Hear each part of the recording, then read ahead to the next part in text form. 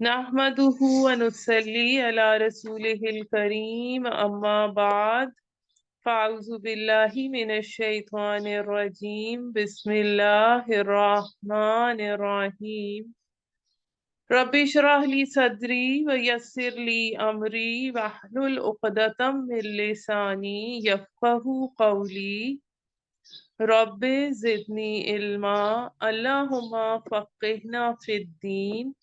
29वां पारा तबारकल्लज़ी।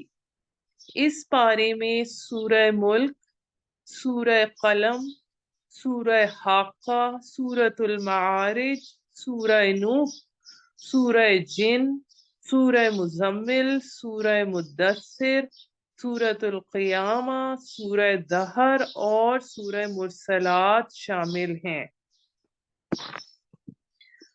अब हम सूरह मुल्क की इब्तदा करते हैं। सूरह मुल्क शुरू करने से पहले मैं आपको ये बताती चलूं कि इसकी फजीलत मुतअद्दिद रिवायात में आई है। नबी करीम सल्लल्लाहु अलैहि वसल्लम ने फरमाया, अल्लाह की किताब में एक सूरत है जिसमें सिर्फ 30 आयात हैं। ये आदमी की सिफारिश करेगी यहाँ तक कि उसको बख्श दिया जाएगा। दूसरी जगह आता है, कुरान मजीद में एक सूरत है जो अपने पढ़ने वाले की तरफ से लड़ेगी हत्ता कि उसे जन्नत में दाखिल करवाएगी। रसूल अल्लाह सल्लल्लाहु अलैहि वसल्लम रात को सोने से कबल सूरह अलिफ लाम मीम सजदा और सूरह मुल्क जरूर पढ़ते थे। इसके बारे में ये भी आता है कि सूरह मुल्क अजाब कब्र से रोकने वाली है। फिर इसके हवाले से मैं आपको ये भी बता दूं कि अब यहाँ पर से हम सूरह तहरीम जो मक्की मदनी सूरतों का छठा ग्रुप था उसकी आखिरी सूरत थी। अब हम सूरह मुल्क के मुतालिक के साथ कुरान की मक्की जन्नत में दाखिल हो रहे हैं और इससे मक्की सूरतों के आखिरी ग्रुप का आगाज होता है। और इसमें भी ग्रुप्स हैं 3-3 सूरतों के, जिसमें एक मुनफरिद है और 2 के जोड़ों की शक्ल है। इस ग्रुप में सूरह मुल्क जो है वो मुनफरिद सूरत है। अब हम इसको शुरू करते हैं। बिस्मिल्लाहिर्रहमानिर्रहीम। बड़ी बाबरकत है वो जात जिसके हाथ में बादशाही है और वो हर चीज पर कादिर है। जिसने पैदा किया मौत और जिंदगी को ताकि आजमाए तुमको कि कौन तुम में से बेहतर है अमल में। वो गालिब बड़ा बख्शने वाला है। यानी ये मौत और हयात का सारा सिलसिला इसलिए है कि अल्लाह अपने अमाल की जांच करे कि कौन बुरे काम करता है कौन अच्छे काम करता है। और इसीलिए इस जिंदगी के अमाल के मुताबिक अगली जिंदगी में जजा और सजा दी जाएगी। और ये जो पूरी कायनात है इसके इख्तिदार का इख्तियार कुल्ली जो है वो अल्लाह ताला के दस्ते कुदरत में है। एक जर्रा बराबर भी अल्लाह ताला की मर्जी के बगैर हरकत नहीं कर सकता। लेकिन अल्लाह ताला ने अपनी मखलूक में से सिर्फ इंसान को एक हद तक इरादे और अमल का इख्तियार दिया है और उसमें भी इंसान की आजमाइश मकसूद है।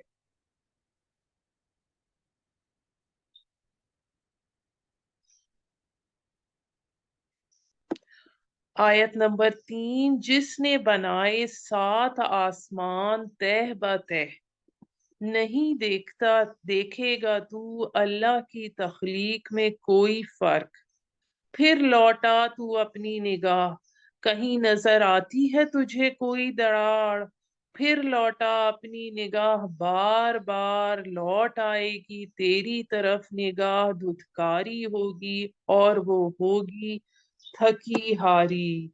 یعنی اس کائنات کا نظام، اس میں موجود ایک ایک چیز کی تخلیق اس قدر خوبصورت محکم ہے، ایک ربط سے ہے، مکمل ہے کہ اس میں کسی خلل، کسی نقنے، کسی بد نظمی یا عدم تناسب کا کہیں شائبہ تک نظر نہیں آتا۔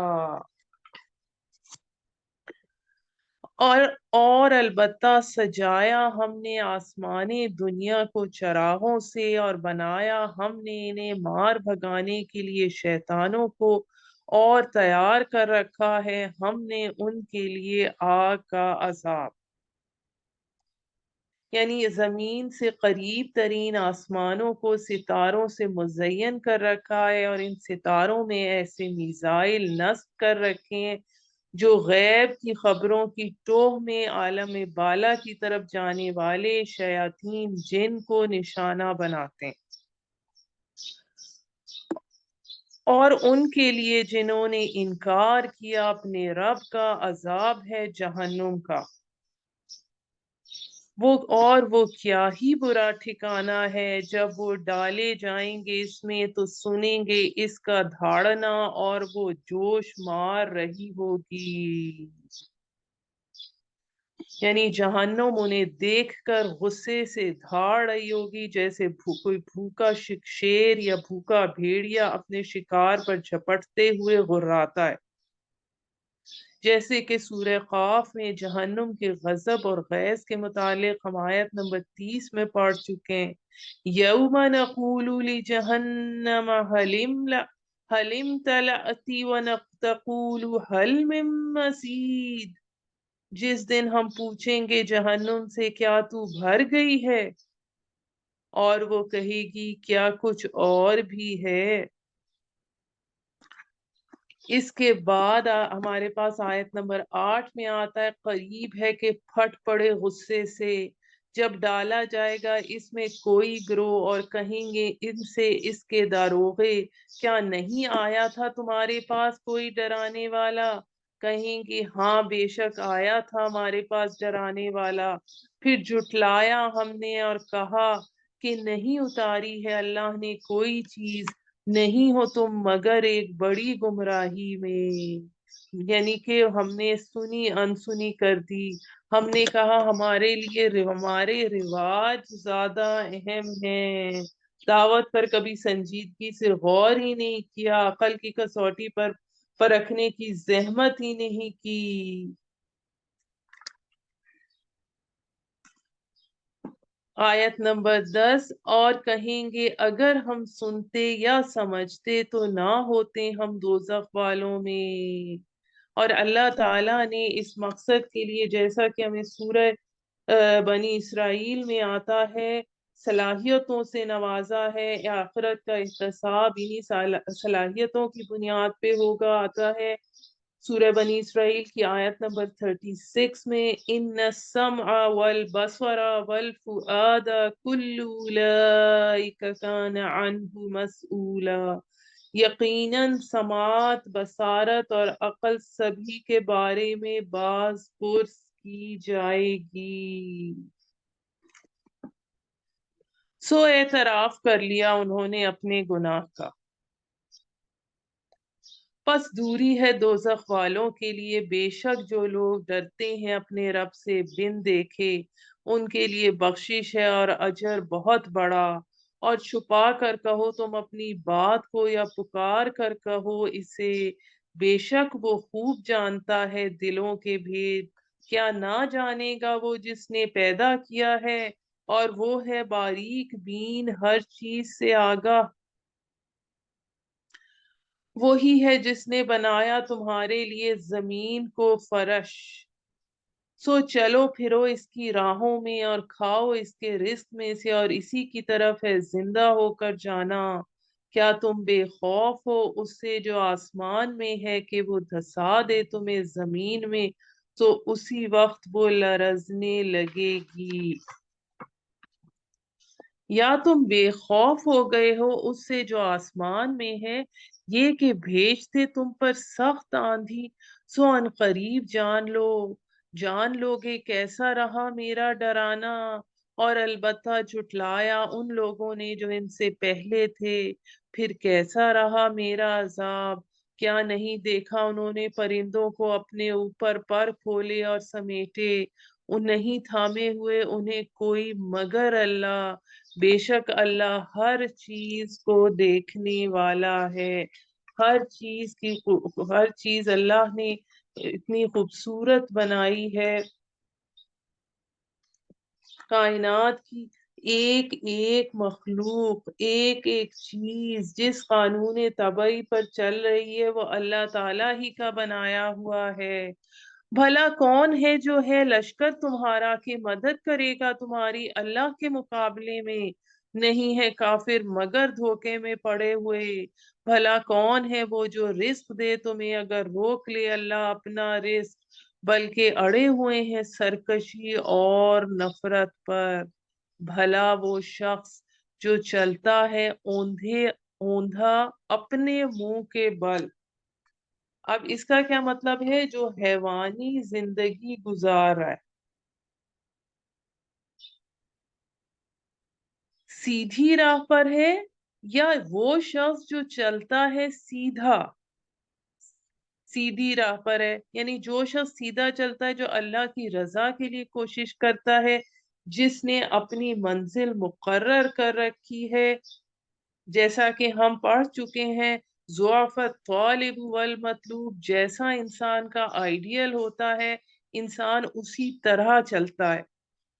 اور پھر اس میں وہ جو حیوانوں کی جیسی زندگی گزار رہے ہیں ان کے بارے میں ہم سورہ اعراف کی آیت نمبر 179 میں پڑھ چکے ہیں، اولئک کالانعام بل ہم اضل، یعنی وہ جانوروں سے بھی بدتر ہیں۔ کہہ دیجئے وہی ہے جس نے پیدا کیا تم کو اور بنا دیے تمہارے کان اور آنکھیں اور دل، بہت کم تم شکر ادا کرتے ہو۔ کہہ دیجئے وہی ہے جس نے پھیلا دیا تمہیں زمین میں اور اسی کی طرف اکٹھے کیے جاؤ گے، اور کہتے ہیں کب ہوگا پورا یہ وعدہ قیامت کا اگر تم سچے ہو۔ کہہ دیجئے بس اس کا صحیح علم تو اللہ ہی کے پاس ہے، اور فقط میں تو ڈرانے والا ہوں کھلا۔ پھر جب دیکھیں گے وہ قریب آ لگی ہے تو بگڑ جائیں گے چہرے ان کے جنہوں نے کفر کیا تھا، اور کہا جائے گا یہ ہے وہ قیامت جسے تم طلب کرتے تھے۔ کہہ دیجئے بھلا دیکھو اگر ہلاک کر دے مجھ کو اللہ اور انہیں جو میرے ساتھ ہیں، یا رحم فرمائے ہم پر، تو کون پناہ دے گا کافروں کو دردناک عذاب سے۔ کہہ دیجئے وہی ہے اللہ، ایمان لائے ہم اسی پر اور اسی پر بھروسہ کیا ہم نے، پس ان قریب جان لوگے تم کون ہے کھلی گمراہی میں۔ کہہ دیجئے بھلا دیکھو تو اگر ہو جائے تمہارا پانی خشک تو کون ہے جو لائے گا تمہارے لیے پانی بہتا ہوا۔ یعنی کہ اگر تمہارے پاس اللہ تعالیٰ اس پانی کے ذخیرے کو، جو اللہ تعالیٰ نے صاف شفاف پانی کا عظیم الشان ذخیرہ زندگی کے لیے قدرت کا ایک بہت بڑا عطیہ بنا رکھا ہے، اگر یہ پانی واقعی ایسا گہرائی میں چلا جائے جہاں سے اس کا نکلنا ناممکن یا مشکل ہو جائے، تو اس کے نتائج کا تصور آپ بہت اچھی طرح کر سکتے ہیں۔ اور آج کے دور میں اس آیت کا مفہوم واضح تر ہو کر دنیا کے سامنے آ گیا ہے۔ یہاں پر ہماری الحمدللہ ختم ہوئی سورہ ملک، اور ہم اب شروع کرتے ہیں سورہ قلم۔ سورہ قلم اور پھر اس کے بعد آئے گی سورۃ الحاقہ، ان دونوں کی جوڑے کی شکل ہے۔ ان دونوں صورتوں میں انباء اور رسول کا پہلو بہت زیادہ ہے۔ سورہ قلم اپنے گروپ کی صورتوں میں اس اعتبار سے نمایاں ہے کہ اس میں حضور صلی اللہ علیہ وآلہ وسلم کی دعوت کے ابتدائی دور کی جھلک دکھائی دیتی ہے، اور اس حوالے سے سورہ علق کی ابتدائی 5 آیات کے بعد حضور صلی اللہ علیہ وآلہ وسلم پر نازل ہونے والی دوسری وحی سورہ قلم کی ابتدائی 7 آیات پر مشتمل تھی۔ پھر میں آپ کو یہ بتاتی چلوں، اس سورت کا آغاز اکیلے حرف سورہ نون، اس کا اکیلے حرف نون سے ہوتا ہے۔ اس طرح سورہ صاد اور سورہ قاف کے بعد ایک حرف سے شروع ہونے والی یہ ایک تیسری اور آخری سورت ہے۔ قلم کے بارے میں حدیث میں آتا ہے سب سے پہلی چیز جو اللہ تعالیٰ نے پیدا کی وہ قلم تھا۔ اسے حکم دیا لکھو، قیامت تک ہونے والی تمام چیزوں کی تقدیر لکھو۔ بسم اللہ الرحمن الرحیم۔ نون، قسم ہے قلم کی اور اس کی جو وہ لکھتے ہیں، نہیں ہے تو اپنے رب کے فضل سے دیوانہ، بے شک تیرے لیے اجر ہے کبھی نہ ختم ہونے والا، اور یقیناً تو ہے خلق عظیم پر۔ یعنی آپ کا اخلاق آپ کے کردار کے بلند ترین معیار کے باعث آپ پہلے ہی سے معراج انسانیت کے مقام پر فائز تھے، اب آپ معراج نبوت اور رسالت کے سفر کا آغاز کر رہے ہیں۔ اور بے شک تیرے لیے اجر ہے کبھی نہ ختم ہونے والا، اور یقیناً تو ہے خلق عظیم پر۔ سو ان قریب دیکھ لے گا تو اور وہ بھی دیکھ لیں گے کہ کون ہے تم میں سے دیوانہ، بے شک تیرا رب ہی خوب جانتا ہے اسے جو بھٹکا ہوا ہے اس کی راہ سے، اور وہی خوب جانتا ہے ہدایت پانے والوں کو۔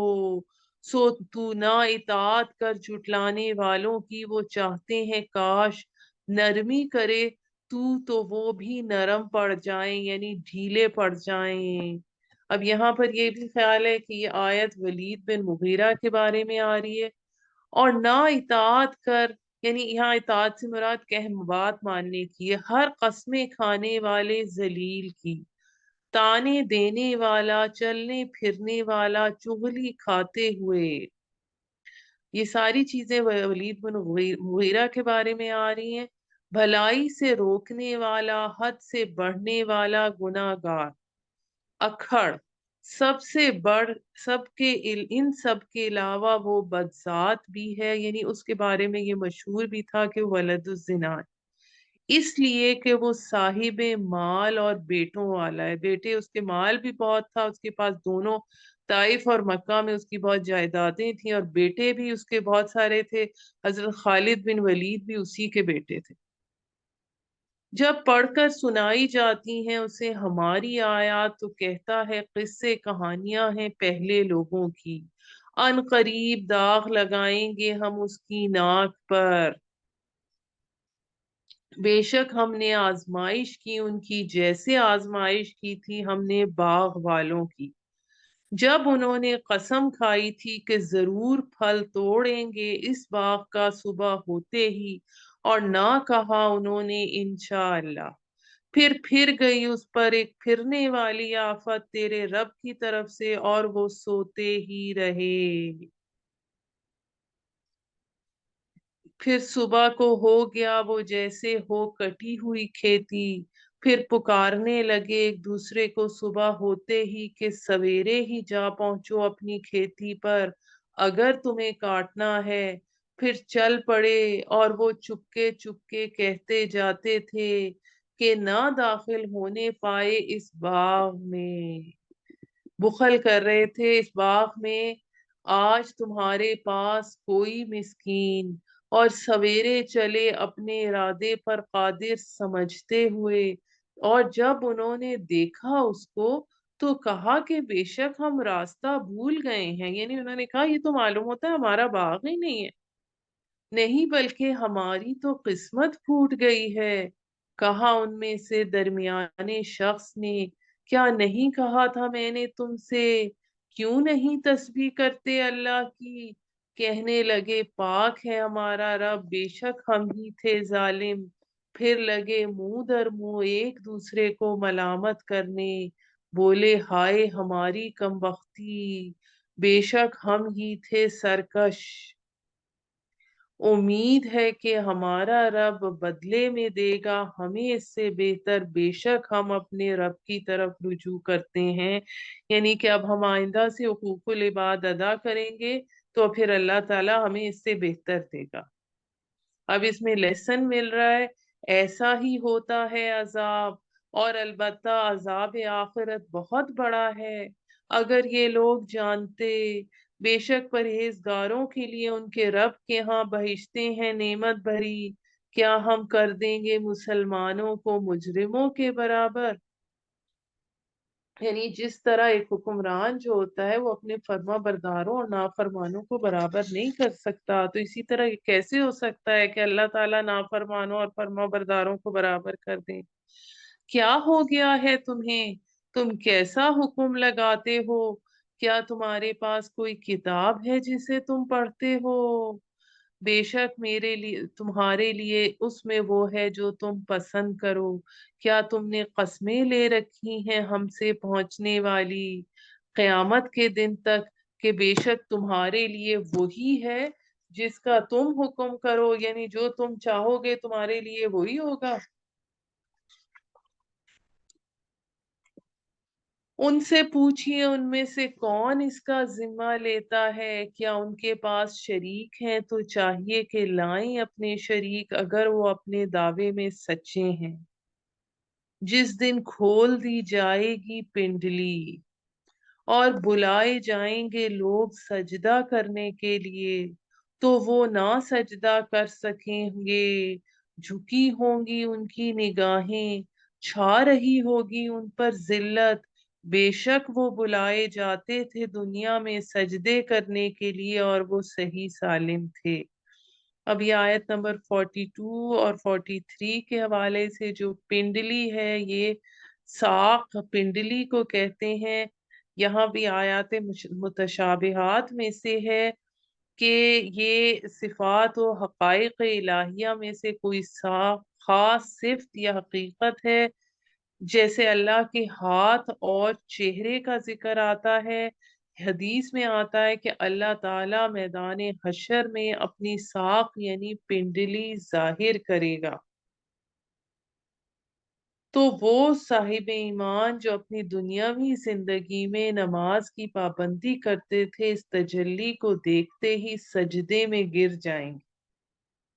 लेकिन वो लोग जिनकी गर्दनें अकड़ी रहती थीं, जो नमाज की पाबंदी का एहतमाम नहीं करते थे, वो अपनी तमाम कोशिश के बावजूद उस वक्त सजदा नहीं कर सकेंगे।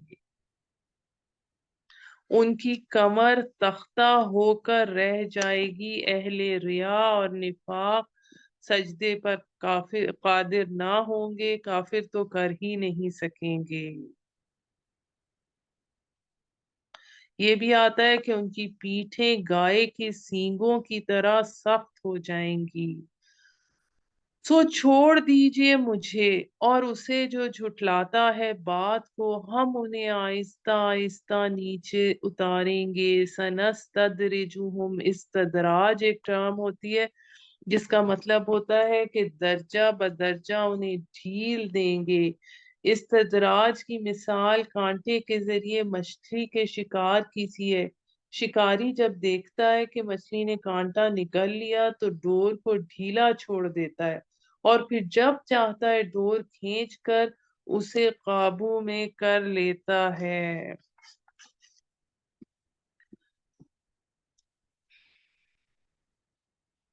इस तरह के उन्हें इल्म भी ना हो और मैं मोहलत दूंगा उन्हें, बेशक मेरी तदबीर बड़ी पुख्ता है। क्या तू मांगता है उनसे अजर, सो तो वो तावान से दबे जा रहे हैं। क्या उनके पास इल्म गैब है कि वो लिखते हैं। बस लिख लेते हैं। बस सब्र कीजिए अपने रब के हुक्म से और ना हो मछली माने वाले की मानेंगे, यानी हजरत यूनुस सलाम का यहाँ फिर जिक्र आ रहा है जिनको नैनवा के शहर की तरफ भेजा गया। جب پکارا اس نے اور وہ غم میں گھٹ رہا تھا، یعنی مچھلی کے اندر آپ نے آیت کریمہ پڑھی، لا الہ الا انت سبحانک انی کنت من الظالمین، اگر نہ پا لیتا اس کو احسان اس کے رب کا، پھینک دیا جاتا چٹیل میدان میں اور وہ ملامت زدہ ہوتا، پھر برگزیدہ کیا اس کو اس کے رب نے، اور اسو سے کر دیا نیکوکاروں میں سے۔ یعنی جو ہم سورہ صافات کی آیت نمبر 146 میں پڑھ چکے ہیں کہ اللہ تعالیٰ نے یقطین کا پودا اگایا، جب مچھلی نے انہیں ساحل پر اگل دیا تھا، اس وقت آپ کی حالت بہت خراب تھی، اس وقت آپ کو سایہ دیا اور غذا فراہم کی، تو یہ اللہ تعالیٰ کی بڑی نعمت ثابت ہوا۔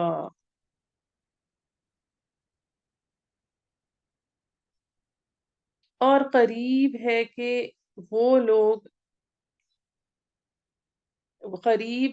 وہ لوگ جو کافر ہیں پھسلا دیں تجھے اپنی نگاہوں سے، جب سنتے ہیں وہ قرآن اور کہتے ہیں بلا شبہ یہ تو دیوانہ ہے، نہیں ہے یہ مگر نصیحت جہان والوں کے لیے۔ اب یہ جو ہے یہ نظر کی آیات ہیں آخری دو، وَإِن يَكَادُ الَّذِينَ كَفَرُوا لَيُزْلِقُونَكَ بِأَبْصَارِهِمْ لَمَّا سَمِعُوا الذِّكْرَ وَيَقُولُونَ إِنَّهُ لَمَجْنُونٌ وَمَا هُوَ إِلَّا ذِكْرٌ لِلْعَالَمِينَ۔ یہاں پر ہماری سورہ قلم مکمل ہوئی اور ہم سورۃ الحاقہ کی ابتدا کرتے ہیں۔ بسم اللہ الرحمن الرحیم۔ ثابت ہونے والی یا حق ہونے والی، کیا ہے وہ ثابت ہونے والی؟ اور کیا جانے تو کیا ہے وہ ثابت ہونے والی؟ جھٹلایا سمود اور عاد نے کھڑکھڑانے والی قیامت کو، سو جو سمود تھے وہ ہلاک کر دیے گئے چنگھاڑ سے، اور جو عاد تھے وہ ہلاک کر دیے گئے تیز آندھی اور سرکش سے۔ اب یہ میں آپ کو بتاتی چلوں کہ الحاقہ اور سورہ قاریہ دونوں صورتوں کے مابین بھی ایک نسبت ہے کہ ان دونوں صورتوں کا آغاز بھی ملتا جلتا ہے۔ اب یہاں پر سورہ الحاقہ میں یہ جو ہمارے پاس قرآن کے مختلف مقامات پر جو انتہائی شدت والی چیز، گزر جانے والی چیز کا ذکر آیا ہے، یہاں پر طاغیہ کے لفظ سے آیا ہے، اور مقامات پر رجفہ، صیحہ، صاعقہ، عذاب کی مختلف کیفیات کو بیان کیا گیا ہے۔ پھر آیت نمبر 6 میں ہمارے پاس عاد کا ذکر کیا گیا ہے، جو بہت قد آور لوگ تھے، انہیں کھجور کے درختوں سے تشریح دی گئی تھی، اور جیسا کہ آگے آ رہا ہے کہ ان پر 7 راتیں اور 8 دن وہ آندھی چلی جس نے انہیں اکھاڑ کر پھینک دیا، چلائے رکھا اسے ان پر 7 راتیں اور 8 دن لگاتار، اگر تو ہوتا وہاں تو دیکھتا لوگوں کو وہاں چت گرے پڑے، گویا کہ وہ تنے ہیں کھجور کے کھوکھلے، تو کیا نظر آتا ہے تجھے ان میں کوئی بچا ہوا؟ اب یہاں پر ہمارے پاس یہ تذکیر بھی ایام اللہ آ رہی ہے، اور آئے فرعون اور وہ لوگ جو اس سے پہلے تھے، اور الٹی ہوئی بستیوں والے خطائیں کرتے ہوئے۔ الٹی ہوئی بستیاں کس کی تھیں؟ حضرت لوط علیہ السلام کی بستی کی، سدوم اور عمورہ کی بستی کی بات آ رہی ہے۔ پھر نافرمانی کی انہوں نے اپنے رب کے رسول کی، تو پکڑا اس نے انہیں پکڑنا سخت طریقے سے، جب چڑھ آیا پانی تو سوار کر لیا ہم نے تمہیں کشتی میں، یعنی حضرت نوح علیہ السلام کے ذریعے نوع انسانی آگے چلی، تاکہ بنا دیں اس کو ہم تمہارے لیے یادگار، اور یاد رکھیں اسے کان یاد رکھنے والے۔ پھر جب پھونکا جائے گا سور میں پھونکنا ایک بار کا، اور اٹھا لیے جائیں گے زمین اور پہاڑ، फिर कूट दिया जाएगा उन्हें कूटना एक बार का। उस रोज वाक़े हो जाएगी क़यामत जो है वाक़े हो जाने वाली, और फट जाएगा आसमान, फिर वो उस दिन बिखर जाएगा, और फरिश्ते होंगे उसके किनारों पर, यानी शिगाफ के किनारों पर जब वो फट जाएगा, और उठाए हुए होंगे अर्श तेरे रब का अपने ऊपर। उस दिन 8 फरिश्ते, उस दिन तुम पेश किए जाओगे ए लोगो, ना छुपा रहेगा तुम्हारा कोई राज। सो जिसे दिया गया उसका अमाल नामा उसके दाएं हाथ में, तो वो कहेगा लो पढ़ो ये है मेरा अमाल नामा। यकीनन मुझे यकीन था, बेशक मुझे यकीन था कि मुझे मिलेगा मेरा हिसाब। यानी जैसे रिजल्ट आता है तो बच्चे जिनका अच्छा रिजल्ट आया होता है वो दूसरों को दिखाते हैं। सो वो होगा मन पसंद ऐश में बहिश्ते बरी में, जिसके फल झुके हुए होंगे, खाओ और पियो जी भर के मजे में उसके जो आगे भेज चुके हो तुम गुजरे हुए दिनों में। अब इसका कंट्रास्ट, और वो जिसे दिया गया उसका अमाल नामा उसके बाएं हाथ में, तो कहेगा काश मुझे ना दिया जाता मेरा अमाल नामा, और ना जाना होता मैंने क्या है मेरा हिसाब। ए काश आ चुकी होती फैसला कर देने वाली मौत, यानी मादूम कर देने वाली। ना फायदा दिया मुझे मेरे माल ने, जाती रही मुझसे मेरी कुव्वत।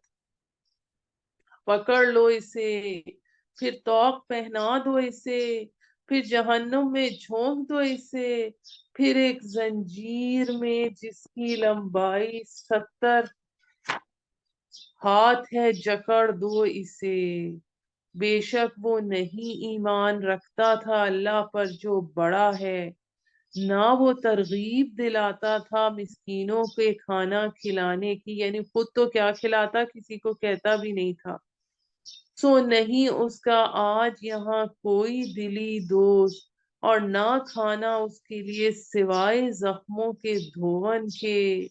नहीं खाएगा उसे कोई सिवाय गुनाहगारों के। बस मैं कसम खाता हूँ उस चीज की जो तुम देखते हो, और उसकी जो तुम नहीं देखते।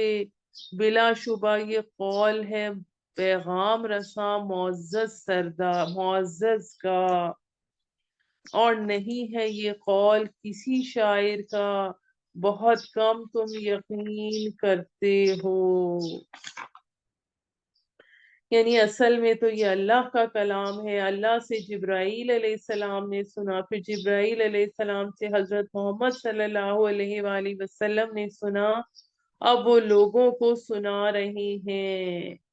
सो चुनाचे एक लिहाज से ये जिब्राईल अलैहिस्सलाम का भी कौल है, और दूसरे लिहाज से हुजूर सल्लल्लाहु अलैहि वसल्लम का भी कौल है। आयत नंबर 42, और ना ही ये कौल किसी काहिन का, बहुत कम तुम नसीहत पकड़ते हो। नाजिल किया हुआ है जहानों के रब का। यानी ये जो जन्नत और दोजख का बयान हुआ है, ये कोई शायरी नहीं है, ना काहिनों की अटकल बातें, ये अल्लाह का कलाम है जिसको आसमान से एक बुजुर्ग फरिश्ता लेकर बुजुर्ग तरीन पैगंबर पर उतरा है। अगर बना लाता वो हम पर कुछ बातें घड़ कर। अब ये कुफार के साथ सख्ती के लिए ये इस तरह से बयान आ रहा है, तो जरूर पकड़ लेते हम उसका दायां हाथ, फिर काट डालते हम उसकी रगे गर्दन, फिर नहीं तुम में से कोई उससे रोकने वाला। यानी अगर झूठ घड़ता अल्लाह पर, तो अव्वल उसका दुश्मन अल्लाह होता, उसका हाथ पकड़ता ये। और कुरान खालिस अल्लाह का कलाम है, जिसमें एक हर्फ या एक शोशा भी नबी करीम सल्लल्लाहु अलैहि वसल्लम अपनी तरफ से शामिल नहीं कर सकते। बेशक आयत नंबर 48 सूरह हाका, बेशक ये नसीहत है परहेजगारों के लिए, اور بے شک ہم جانتے ہیں کہ تم میں جھٹلانے والے ہیں، اور بلا شبہ یہ باعث حسرت ہے کافروں کے لیے، اور بے شک یہ یقیناً برحق ہے۔ فَسَبِّحْ بِاسْمِ رَبِّكَ الْعَظِيمِ، سو تسبیح کر اپنے رب کے نام سے جو سب سے بڑا ہے۔ اب یہاں پر ہماری سورۃ الحاقہ مکمل ہوئی، اور اس کے بعد ہم پڑھتے ہیں سورۃ المعارج۔ اب جو ہمارے پاس گروپ آ رہا ہے، اس میں پہلی دو سورتیں سورہ معارج اور سورہ نوح جوڑے کی شکل میں ہیں، جبکہ تیسری سورت سورہ جن جو ہے یہ منفرد ہے۔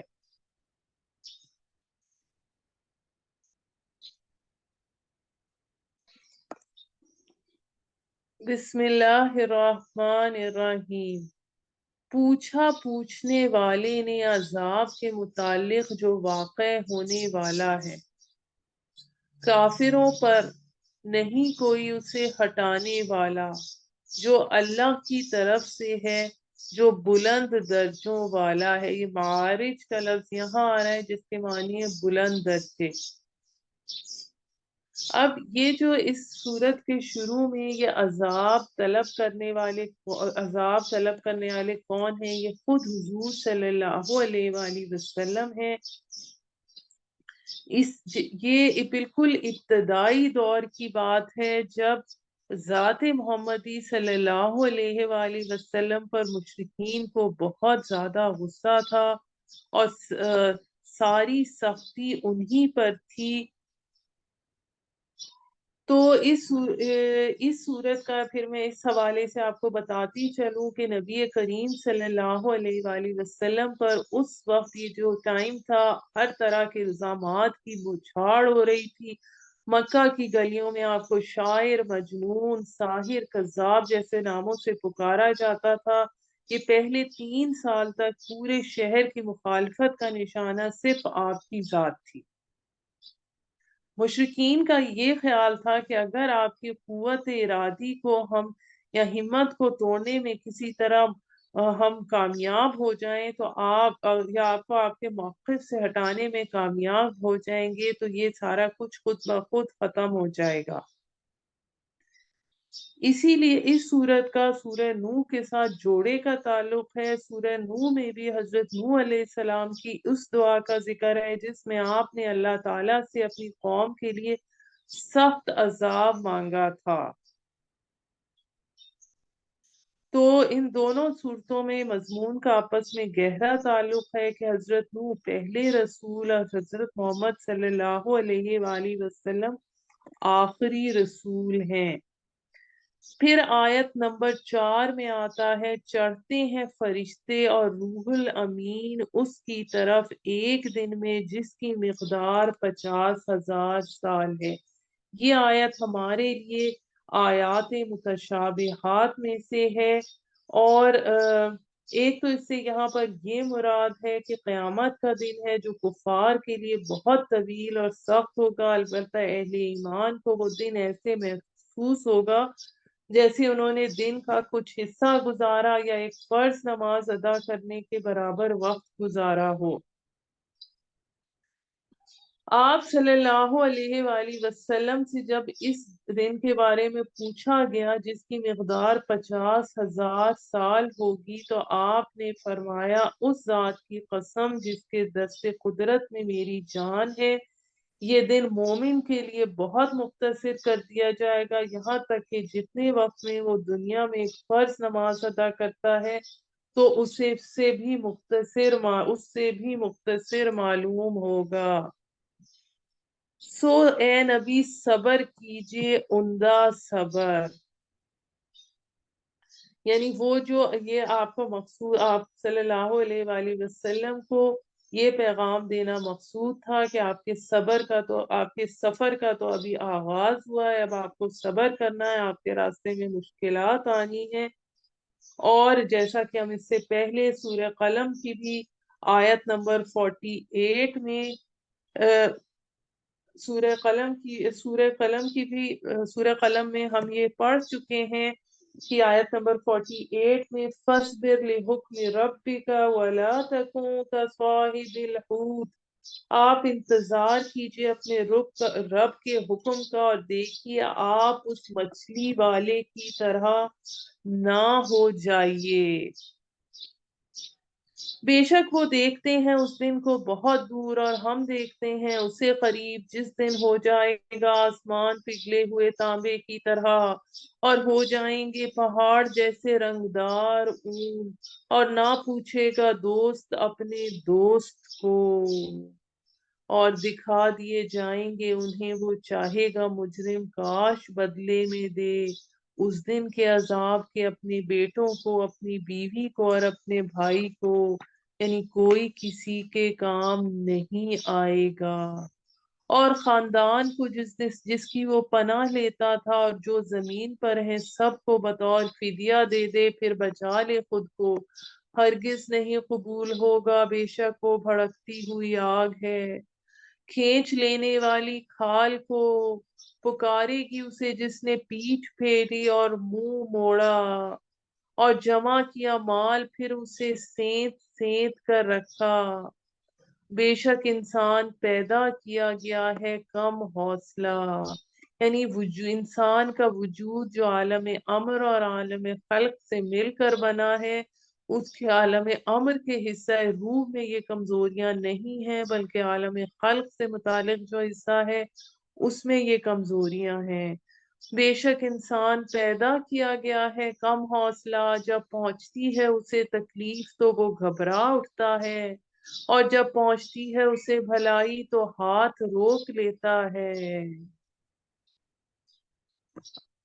سوائے نمازیوں کے جو اپنی نماز کی پابندی کرتے ہیں، جو وہ لوگ جن کے مال میں معین حق ہے، مانگنے والے کا اور محروم کا، یعنی حقدار کو اس کا حق دیتے ہیں، اور وہ لوگ جو تصدیق کرتے ہیں روزے جزا کی، اور وہ لوگ جو اپنے رب کے عذاب سے ڈرتے ہیں، بے شک ان کے رب کے عذاب سے نڈر نہ ہونا چاہیے، اور وہ لوگ جو اپنی شرم گاہوں کی حفاظت کرتے ہیں سوائے اپنی بیویوں کے یا اپنی باندیوں کے، بے شک وہ ملامت زدہ نہیں۔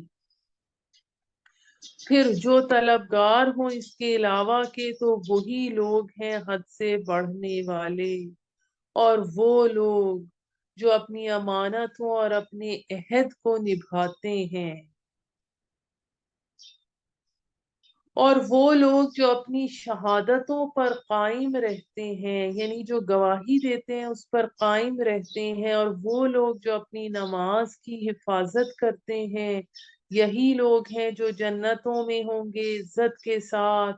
پھر کیا ہوا ان کو جو کافر ہیں کہ تیری طرف دوڑے چلے آ رہے ہیں، دائیں اور بائیں سے گروہ در گروہ، کیا لالچ رکھتا ہے ہر شخص ان میں سے یہ کہ داخل کیا جائے گا نعمت بڑی بہشت میں؟ ہرگز نہیں، بے شک ہم نے پیدا کیا انہیں اس چیز سے جو وہ جانتے ہیں، یعنی گندے پانی کی ایک بوند سے، سو قسم کھاتا ہوں میں مشرقوں اور مغربوں کے رب کی کہ بلا شبہ ہم قدرت رکھتے ہیں اس پر کہ بدل کر لے آئیں ان سے بہتر لوگ، اور نہیں ہم عاجز کیے جانے والے، سو چھوڑ دیجئے کہ باتیں بنائیں اور کھیلیں، حتیٰ کہ جا ملیں اپنے اس دن سے جس کا وعدہ ہے ان سے۔ آیت نمبر 43 سورہ معارج۔ جس روز نکل پڑیں گے قبروں سے دوڑتے ہوئے، گویا کہ وہ مقررہ نشانوں کی طرف دوڑ رہے ہیں، جھکی ہوں گی ان کی نگاہیں، چھا رہی ہوگی ان پر ذلت، یہی وہ دن ہوگا جس کا ان سے وعدہ کیا گیا تھا۔ اس کے بعد ہماری شروع ہوتی ہے سورہ نوح۔ حضرت نوح علیہ السلام کا واقعہ ہم بہت مرتبہ قرآن مجید میں پڑھ چکے۔ بسم اللہ الرحمن الرحیم، بے شک ہم نے بھیجا نوح کو اس کی قوم کی طرف کہ ڈرا اپنی قوم کو اس سے پہلے کہ آ پہنچے ان پر دردناک عذاب، یعنی وہی جو ہم نے بات کی کہ رسول اور نبی میں فرق، کہ رسول کی اطاعت کی جاتی ہے۔ کہا اے میری قوم، بے شک میں ہوں تمہارے لیے ڈرانے والا صاف صاف، کہ تم عبادت کرو اللہ کی اور اسی سے ڈرو اور میری اطاعت کرو۔ یعنی رسول یہ کہتا ہے کہ میری بھی اطاعت کرو، وہ بخش دے گا گناہ تمہارے، یعنی حقوق اللہ، اور مہلت دے گا تمہیں ایک وقت مقرر تک۔ بے شک اللہ کا مقرر کیا ہوا وقت جب آ جائے تو مؤخر نہیں کیا جاتا، کاش کہ تم سمجھتے۔ کہا اے میرے رب، بے شک میں نے بلایا اپنی قوم کو رات اور دن، پس نہ بڑھایا انہیں میرے بلانے نے مگر فرار میں۔ یعنی ہمیں جیسے پتا ہے کہ 950 سال حضرت نوح نے اپنی قوم کو اللہ کی طرف بلایا، لیکن پھر بھی بمشکل 80 بندے جو تھے ان کے ساتھ سوار ہوئے اس کشتی میں۔ اور بے شک میں نے جب بھی بلایا انہیں تاکہ تو بخش دے انہیں، تو ڈال دی انہوں نے اپنی انگلیاں اپنے کانوں میں اور لپٹ لیے اپنے اوپر کپڑے، یعنی اپنے اوپر کپڑے لپیٹ لیے کہ کوئی آواز نہ آنے پائے، اور ضد کی اور تکبر کیا بڑا تکبر۔ پھر بلا شبہ میں نے بلایا ان کو پکار پکار کر، پھر بلا شبہ میں نے اعلانیہ کہا ان سے اور چپکے چپکے کہا ان سے، کہا رازداری سے، سو کہا میں نے بخشش مانگو اپنے رب سے، بے شک وہ ہے بڑا بخشنے والا، برسائے گا آسمان سے تمہارے لیے موسلا دار بارش۔ اب اس بارے میں یہ بھی رائے آتی ہے کہ وہاں پر اس وقت قحط تھا، جیسے ہم نے بار بار پڑھا کہ کسی بھی قوم کو ایمان کی طرف لانے کے لیے اللہ تعالی ان پر چھوٹے چھوٹے عذاب بھیجا کرتے تھے، جیسے قوم فرعون پر قحط بھی آیا جو ہم سورہ اعراف کی رکوع نمبر 16 میں پڑھ چکے ہیں، اور حضور صلی اللہ علیہ وآلہ وسلم کے بعثت کے بعد مکہ میں بھی قحط پڑا تھا، جو سورہ دخان کے ہم پہلے رکوع میں پڑھ چکے ہیں۔ اور مدد کرے گا تمہاری مال اور بیٹوں سے، اور بنا دے گا تمہارے لیے باغات، اور بنا دے گا تمہارے لیے نہریں۔ کیا ہے تمہیں کہ تم نہیں ڈرتے ہو اللہ کی عظمت سے، یعنی اس کی غیرت اور غصے سے نہیں ڈرتے، حالانکہ اسی نے پیدا کیا تمہیں طرح طرح سے، کیا نہیں دیکھتے تم کہ کیسے پیدا کیا اللہ نے 7 آسمان تہ بتہ، اور بنایا چاند کو ان میں نور، اور بنایا سورج کو روشن چراغ، اور اللہ ہی نے اگایا تم کو زمین سے ایک طرح کا اگانا۔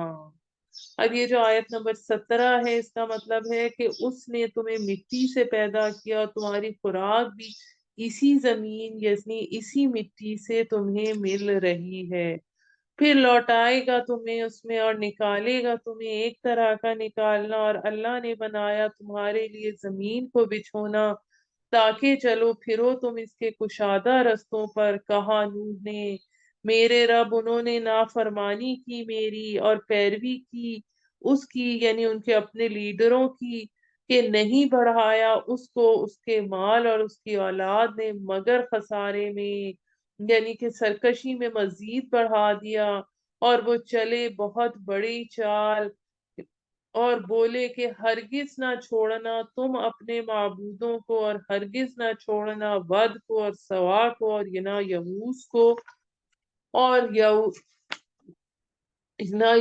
کو اور یعوق اور نصر کو۔ اب یہ جو سارے نام آتے ہیں آیت نمبر 23 میں، اس کے حوالے سے یہ آتا ہے کہ انہوں نے کیا کیا تھا کہ جو ان کے بزرگ تھے پہلے ان کو نیک سمجھا، اس کے بعد بے شک وہ نیک لوگ تھے، لیکن اس کے بعد ان کے بت بنائے اور پھر ان بتوں کو پوجنا شروع کر دیا، اور پھر انہی کے یہ نام آئے ہیں جس میں ود، سوا، یغوث، یعوق شامل ہے۔ یغوث तलफ़ुज़ में गयास या गौस से मिलता जुलता है, जिसमें उनके औलिया अल्लाह में से एक शख्स का बुत था जिसे वो लोग अपना फरियाद रस समझते थे। अब इसमें दरअसल हजरत आदम और हजरत नूह अलैहिस्सलाम के दरमियानी जमाने में भी बहुत से अंबिया कराम गुजरे हैं, जिनमें हजरत शीस और हजरत इदरीस अलैहिस्सलाम इसी दौर के नबी हैं। अगर एक नस्ल में ये बिगाड़ अकायद और नजरियात में नहीं भी पैदा होता, तो आहिस्ता आहिस्ता नस्ल ब नस्ल ये बिगाड़ पैदा होता चला जाता है और वो इस कदर बदल जाते हैं अकायद कि उस लोगों को खुद पता नहीं चलता। इसके बाद आयत नंबर 24 सूरह नूह, और बिलाशुबा गुमराह किया उन्होंने बहुत सौ को और ना बढ़ा तू जालिमों को मगर गुमराही में। और अब तो जालिमों के लिए सिवाय गुमराही के और किसी चीज में इजाफा ना फरमा। यानी अब वो सूरत हाल थी कि जब हजरत नूह अलैहिस्सलाम के सबर का पैमाना लबरेज हो चुका था। इससे हमें इससे मिलती जुलती चीज हमें हजरत मूसा की दुआ में नजर आती है, जो सूरह यूनुस की आयत नंबर 88 में आती है। और मूसा ने अर्ज किया, ए हमारे परवरदिगार, तूने फिरौन और उसके सरदारों को सामाने जेब और जीनत और अम्वाल अता किए हैं दुनिया की जिंदगी में, परवरदिगार इसलिए कि वो लोगों को गुमराह करे तेरे रास्ते से। ए हमारे रब, अब इनके ममवाल बर्बाद कर दे, इनके दिलों में सख्ती पैदा कर दे कि ये ईमान ना लाएं जब तक कि ये खुल्लम खुल्ला ना देख लें अज़ाबे अलीम को। अपने गुनाहों की वजह से वो डिबोए गए, फिर डाले गए जहन्नुम में, यानी बर्ज़ख अजाब उन पर जारी है। फिर ना पाया उन्होंने अपने लिए सिवाय अल्लाह के कोई मददगार। और कहा नूह ने, "ऐ मेरे रब, ना छोड़ जमीन पर काफिरों में से कोई घर बसने वाला।" यानी इनकी अगली नस्ल से भी खैर की कोई तवक्को नहीं। बेशक तू अगर छोड़ेगा उन्हें तो गुमराह करेंगे तेरे बंदों को और ना जनेंगे मगर बदकार काफिर। ए मेरे रब, बख्श दीजिए मुझे और मेरे वालिदैन माँ बाप को और उसको जो दाखिल हुआ मेरे घर में ईमान लाकर, और मोमिन मर्दों और मोमिन औरतों को, और ना बढ़ा जालिमों को मगर तबाही में। यानी अब यहाँ पर हुजूर सल्लल्लाहु अलैहि वसल्लम को हजरत नूह अलैहिस्सलाम के हालात और मसाइब का नक्शा दिखाकर ये बताया गया है कि आपकी दावती मुहिम को शुरू है अभी 4-5 साल हुए हैं, आप हमारे इस बंदे की हिम्मत और इस्तकामत को मद्देनजर रखें जो 950 साल तक सब्र करता रहा। यहाँ पर निस्फ हो गया है, 11:59 हो रहे हैं।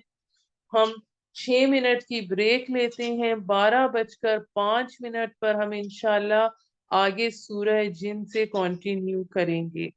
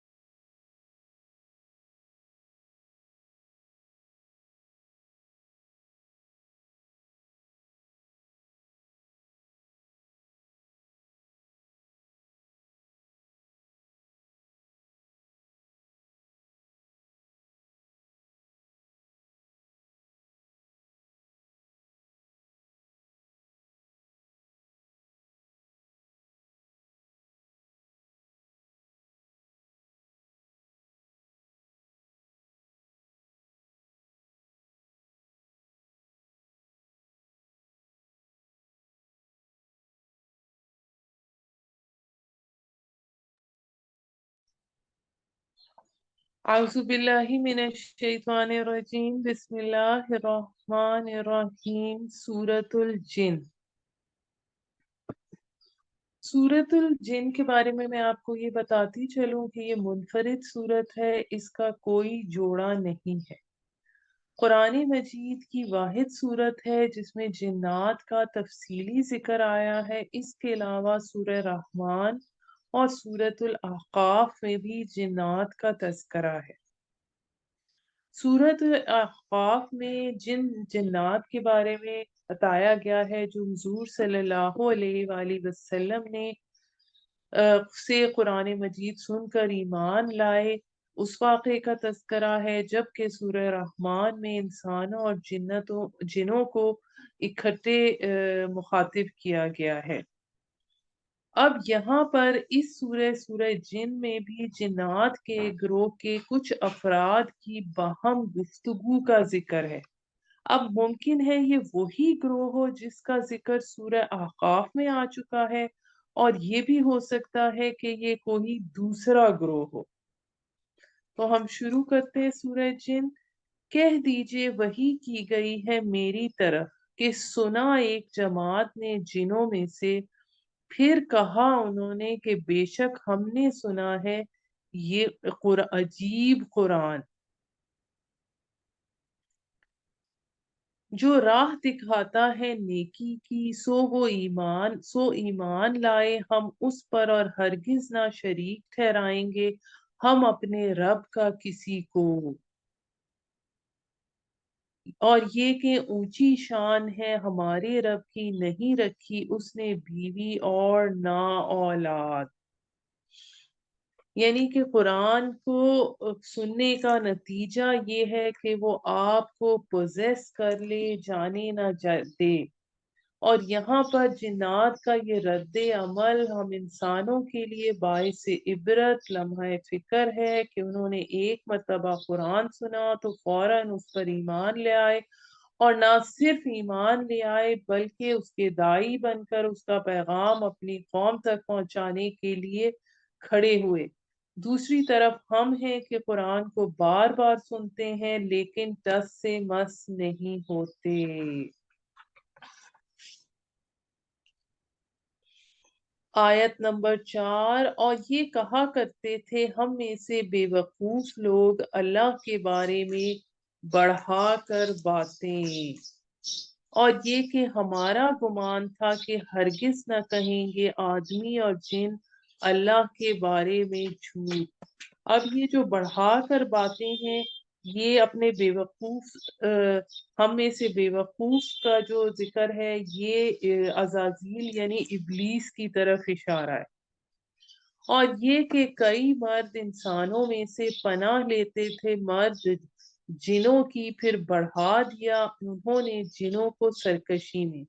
यानी अरब में ये जहालत बहुत फैली हुई थी कि जिनों से गैब की खबरें पूछते, उनके नाम की नजर और न्याज करते, चढ़ावे चढ़ाते, और जब किसी का काफले का गुजर या पड़ाव किसी खौफनाक वादी में होता तो कहते हम इस हलके के जिनों के सरदार की पनाह में आते हैं ताकि वो अपने मातहत जिनों से हमारी हिफाजत करे। इसका नतीजा ये हुआ कि वो जिन और ज्यादा मगरूर और सर चढ़े हो गए, और ये कि उन्होंने गुमान किया जैसा कि गुमान किया तुमने कि हरगिज ना उठाएगा जिंदा करके रोजे कयामत अल्लाह किसी को। और ये कि हमने टटोला आसमान को, फिर पाया हमने उसको भरा हुआ सख्त चौकीदारों से। यानी जब सख्त चौकीदार हो रही है तो इसका मतलब है कोई वही आने वाली है। वही नबूवत के लिए ये खास एहतमाम किया जाता था सख्त चौकीदारों से और अंगारों से। और ये कि हम बैठा करते थे वहां ठिकानों में सुनने के लिए। सो जो कोई सुनना चाहता है अब तो पाता है अपने लिए कोई अंगारा घात में। और ये कि हम नहीं जानते कि बुराई का इरादा किया है इन लोगों के साथ जो रब में है, جو زمین میں ہے، اور یہ کہ ہم نہیں جانتے کہ برائی کا ارادہ کیا ہے ان لوگوں کے ساتھ جو زمین میں ہے، یا ارادہ کیا ہے ان کے حق میں ان کے رب نے راہ دکھانے کا۔ یعنی جنات کی اس بات سے ایسا لگتا ہے جیسے وہ تورات کے عالم تھے، وہ جانتے تھے کہ جب کسی قوم کی طرف کوئی رسول مبعوث کیا جاتا ہے تو اس کے دو نتیجے ہو سکتے ہیں، یا تو وہ قوم اپنے رسول پر ایمان لا کر ہدایت کے راستے پر چل پڑتی ہے، یا وہ اس کا انکار کر کے تباہ ہو جاتی ہے۔ اور یہ بھی کہ اللہ تعالیٰ اگر کسی قوم پر عذاب بھیجنا چاہتا ہے تو رسول مبعوث کر کے اس کے لیے اتمام حجت ضرور کرتا ہے، جیسا کہ ہم سورہ بنی اسرائیل کی آیت نمبر 15 میں پڑھ چکے ہیں، وَمَا كُنَّا مُعَذِّبِينَ حَتَّى نَبْعَثَ رَسُولًا، اور ہم عذاب دینے والے نہیں ہیں جب تک کہ کسی رسول کو نہ بھیج دیں۔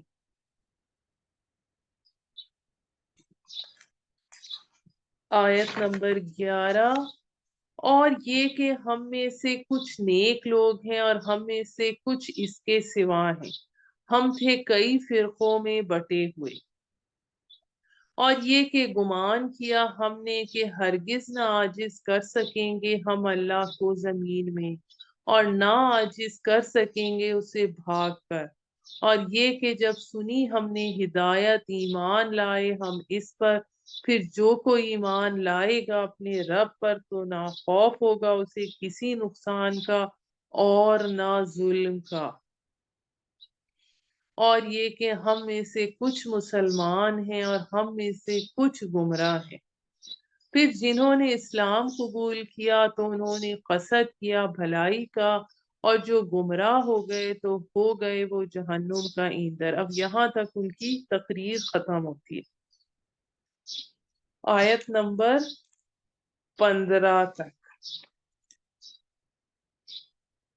پھر اس کے بعد یہ جنات کی تقریر تھی کا یہ پارٹ تھا جو انہوں نے قرآن سننے کے بعد اپنی قوم کے لوگوں کے سامنے تبلیغ کی تھی، اور پھر اس کے بعد خود اللہ تعالیٰ کی طرف سے کلام کیا گیا۔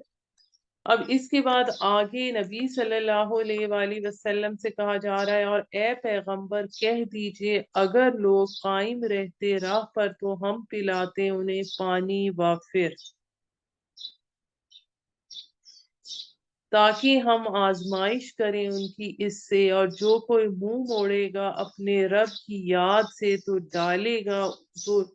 ڈالے گا اسے سخت عذاب میں۔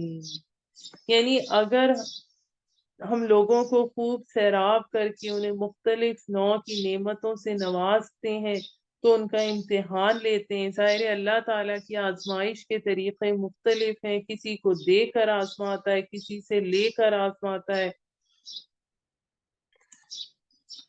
اور یہ کہ مسجدیں اللہ کی یاد کے لیے ہیں سو نہ پکارو اللہ کے ساتھ کسی اور کو، اور یہ کہ جب کھڑا ہوا اللہ کا بندہ کہ اس کو پکارے تو اس وقت ہو گئے اس کے گرد جمع، کہہ دیجئے بس میں تو پکارتا ہوں اپنے رب کو اور نہیں شریک ٹھہراتا اس کے ساتھ کسی اور کو، کہہ دیجئے بے شک میں نہیں اختیار رکھتا تمہارے لیے کسی نقصان کا اور نہ بھلائی کا، کہہ دیجئے مجھے ہرگز نہ بچائے گا اللہ سے کوئی بھی، اور ہرگز نہ پاؤں گا میں اس کو چھوڑ کر کوئی جائے پناہ۔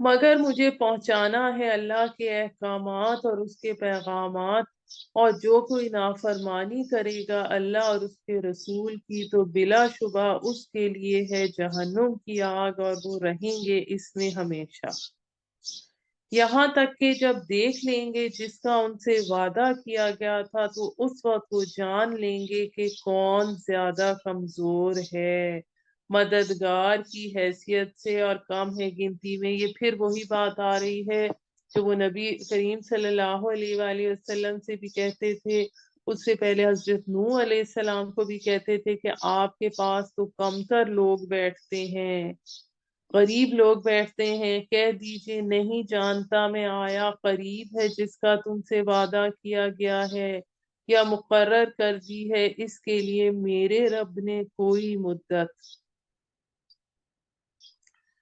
وہی جاننے والا ہے پوشیدہ باتوں کا، سو نہیں ظاہر کرتا اپنا بھید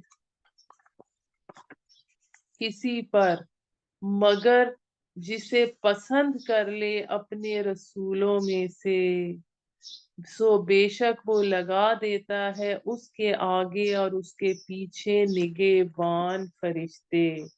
اب یہاں پر جو نبی کے علم کے حوالے سے 3 پوائنٹس میں آپ کو بتاتی چلوں۔ حضور صلی اللہ علیہ وآلہ وسلم کا علم ذاتی نہیں عطائی ہے، یعنی اللہ کا عطا کرتا ہے۔ آپ کا علم قدیم نہیں حادث ہے، یعنی پہلے نہیں تھا، جب اللہ نے عطا کیا تو آپ کو عطا ہو گیا۔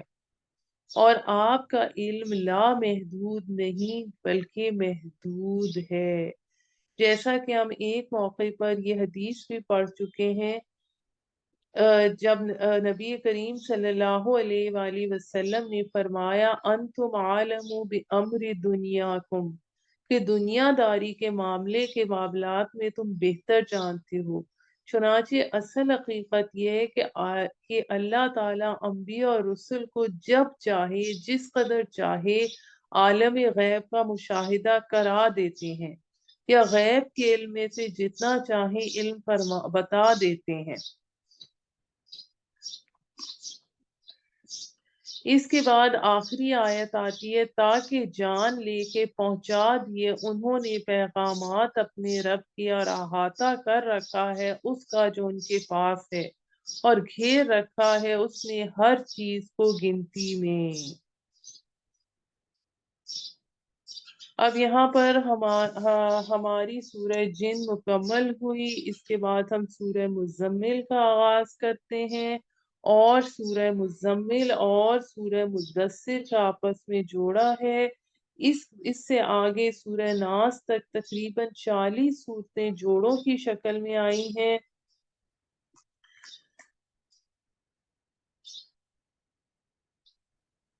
اس کے بارے میں سورہ مزمل کے بارے میں یہ بھی آپ کو بتاتی چلوں کہ یہ تیسری وحی ہے جو حضور صلی اللہ علیہ وآلہ وسلم پر آئی۔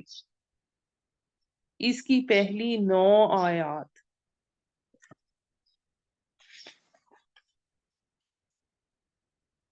اور جو چوتھی وحی ہے پھر سورہ مدثر کی ابتدائی آیات اس میں شامل وہ ہیں۔ بسم اللہ الرحمن الرحیم، اے کپڑے میں لپٹنے والے، اٹھا کر رات کو سوائے تھوڑے حصے کے، یعنی قیام اللیل کا کہا جا رہا ہے، آدھی رات یا کم کر لے اس میں سے تھوڑی سی، یعنی 1/3 کر لیں، یا بڑھا لیں اس سے کچھ، یا 2/3 کر لیں، اور ٹھہر ٹھہر کر پڑھ قرآن کو صاف صاف، یعنی ہر لفظ کا حق ادا کرتے ہوئے۔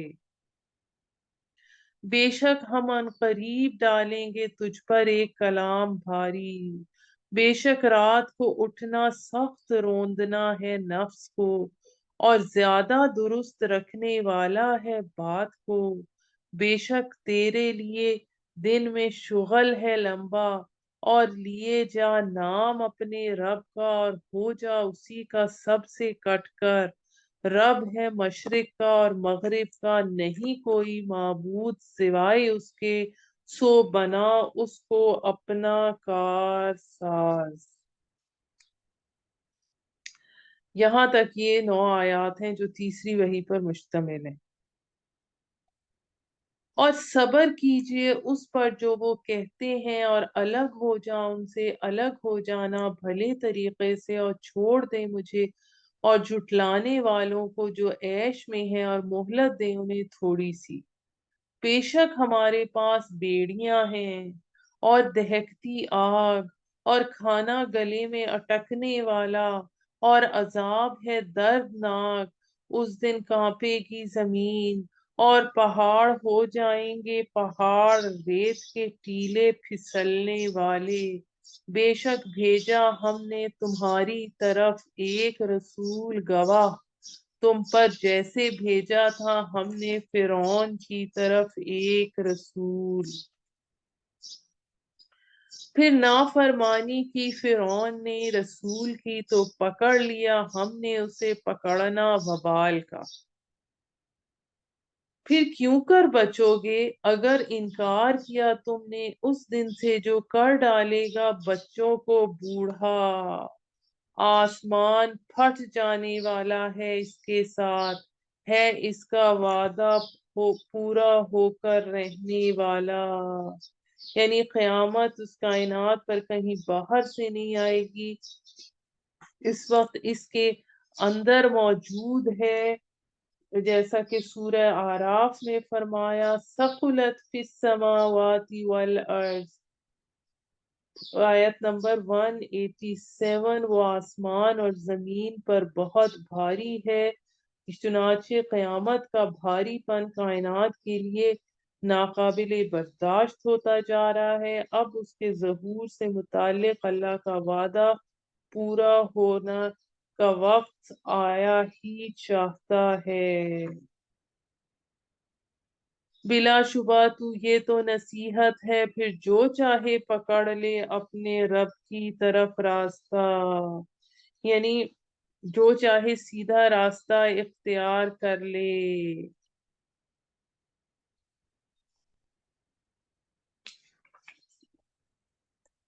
آیت نمبر 20، اس آیت کے بارے میں آپ کو بتاتی چلوں کہ یہ جو آخری رکوع ہے ہمارے پاس، یہ صرف ایک آیت پر، یہ رکوع ہمارے پاس صرف ایک آیت پر مشتمل ہے،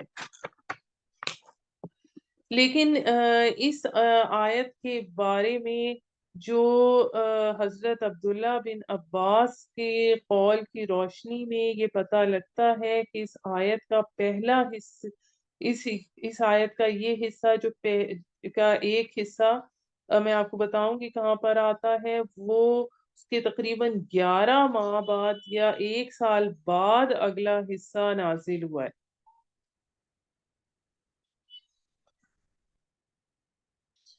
یعنی یہ 2 حصوں میں بٹی ہوئی ہے، یہ آیت 2 ٹائم پر نازل ہوئی۔ بے شک تیرا رب ہی جانتا ہے کہ تو کھڑا رہتا ہے قریب 2/3 رات اور آدھی رات اور تہائی رات کے، اور ایک جماعت ان لوگوں میں سے جو تیرے ساتھ ہیں، اور اللہ ہی اندازہ کر سکتا ہے رات اور دن کا، اسے معلوم ہے کہ ہرگز نہ نبا کر سکو گے تم اسے، سو معاف کر دیا اس نے تمہیں، لہذا پڑھا کرو جتنا آسانی سے ہو سکے قرآن۔ اب یہاں تک ہمارے پاس یہ وہ حصہ ہے، اس حکم کے ذریعے 2/3 یا نصف یا 1/3 رات کے قیام کی پابندی ختم کر دی گئی، اور یہ سہولت دے دی گئی کہ ہر شخص اپنی استطاعت کے مطابق قیام اللیل میں جتنا ممکن ہو اتنا قرآن پڑھ سکے۔ اب اس کے آیت کا جو دوسرا حصہ ہے کہ ہجرت سے متصلاً قبل یا متصلاً بعد نازل ہوا ہے،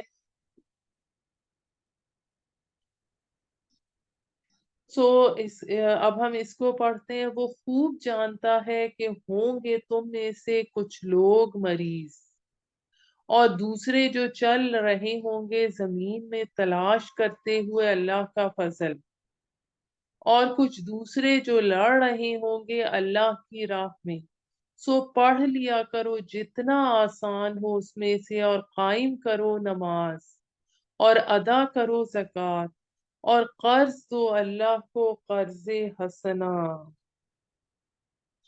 اب یہاں پر ہمارے پاس 5 نماز پنجگانہ کی تاکید آ گئی ہے، اور 10 نبی میں معراج کے موقع پر نماز فرض ہوئی۔ اس حکم میں 5 نمازوں کو قیام اللیل کا بدل دے دیا گیا، البتہ رمضان میں قیام اللیل کا معاملہ اس سے مستثنا رہا۔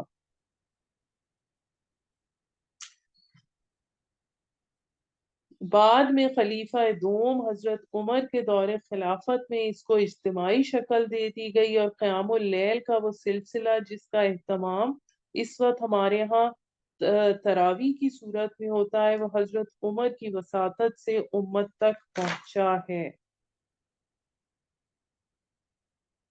اور قائم کرو نماز اور ادا کرو زکوٰۃ اور قرض دو اللہ کو قرض حسنا، اور جو کچھ آگے بھیجو گے تم اپنے لیے کوئی نیکی پاؤ گے تم اسے اللہ کے پاس۔ یعنی جتنی نیکی جو ہے، جیسے صدقے کا آتا ہے کہ اعمال کو صرف 7 کئی گنا، کیا 700 گنا یا اس سے زیادہ بھی بڑھا کر تمہاری طرف لوٹا دے گا۔ پاؤ گے تم اس سے بہتر اور زیادہ بڑھا ہوا ثواب، اور بخشش مانگو اللہ سے، بے شک اللہ بخشنے والا رحم کرنے والا ہے۔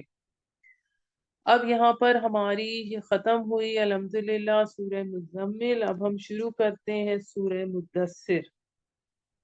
یہاں میں آپ کو بتاتی چلوں کہ ان دونوں صورتوں کے جو ابتدائی آیات ہیں وہ کے الفاظ بہت ملتے جلتے ہیں۔ ان میں حضور صلی اللہ علیہ وآلہ وسلم کو چادر، کمبل یا لحاف چھوڑ کر اٹھ کھڑے ہونے کا حکم دیا گیا ہے۔ ایک اور چیز جو میں آپ کو یہاں یہ بتاتی چلوں کہ پہلی وحی جو حضور صلی اللہ علیہ وآلہ وسلم پر نازل ہوئی وہ سورہ علق کی ابتدائی 5 آیات تھی۔ دوسری وحی سورہ نون یعنی سورہ قلم کی ابتدائی 7 آیات، تیسری وحی سورہ مزمل کی ابتدائی 10 آیات، اور اس کے بعد ایک فترت وحی یعنی وقفے کے بعد وحی کا دوبارہ آغاز سورہ مدثر کی ابتدائی آیات سے ہوا۔ لیکن فرق یہ ہے کہ سورہ علق میں ظہور نبوت تھا، اور سورہ مدثر میں آپ کو آغاز رسالت کا حکم دیا، آغاز رسالت ہوا، اور یعنی کہ اس میں آپ کو حکم دیا گیا کہ اب اس دین کی تبلیغ کرو۔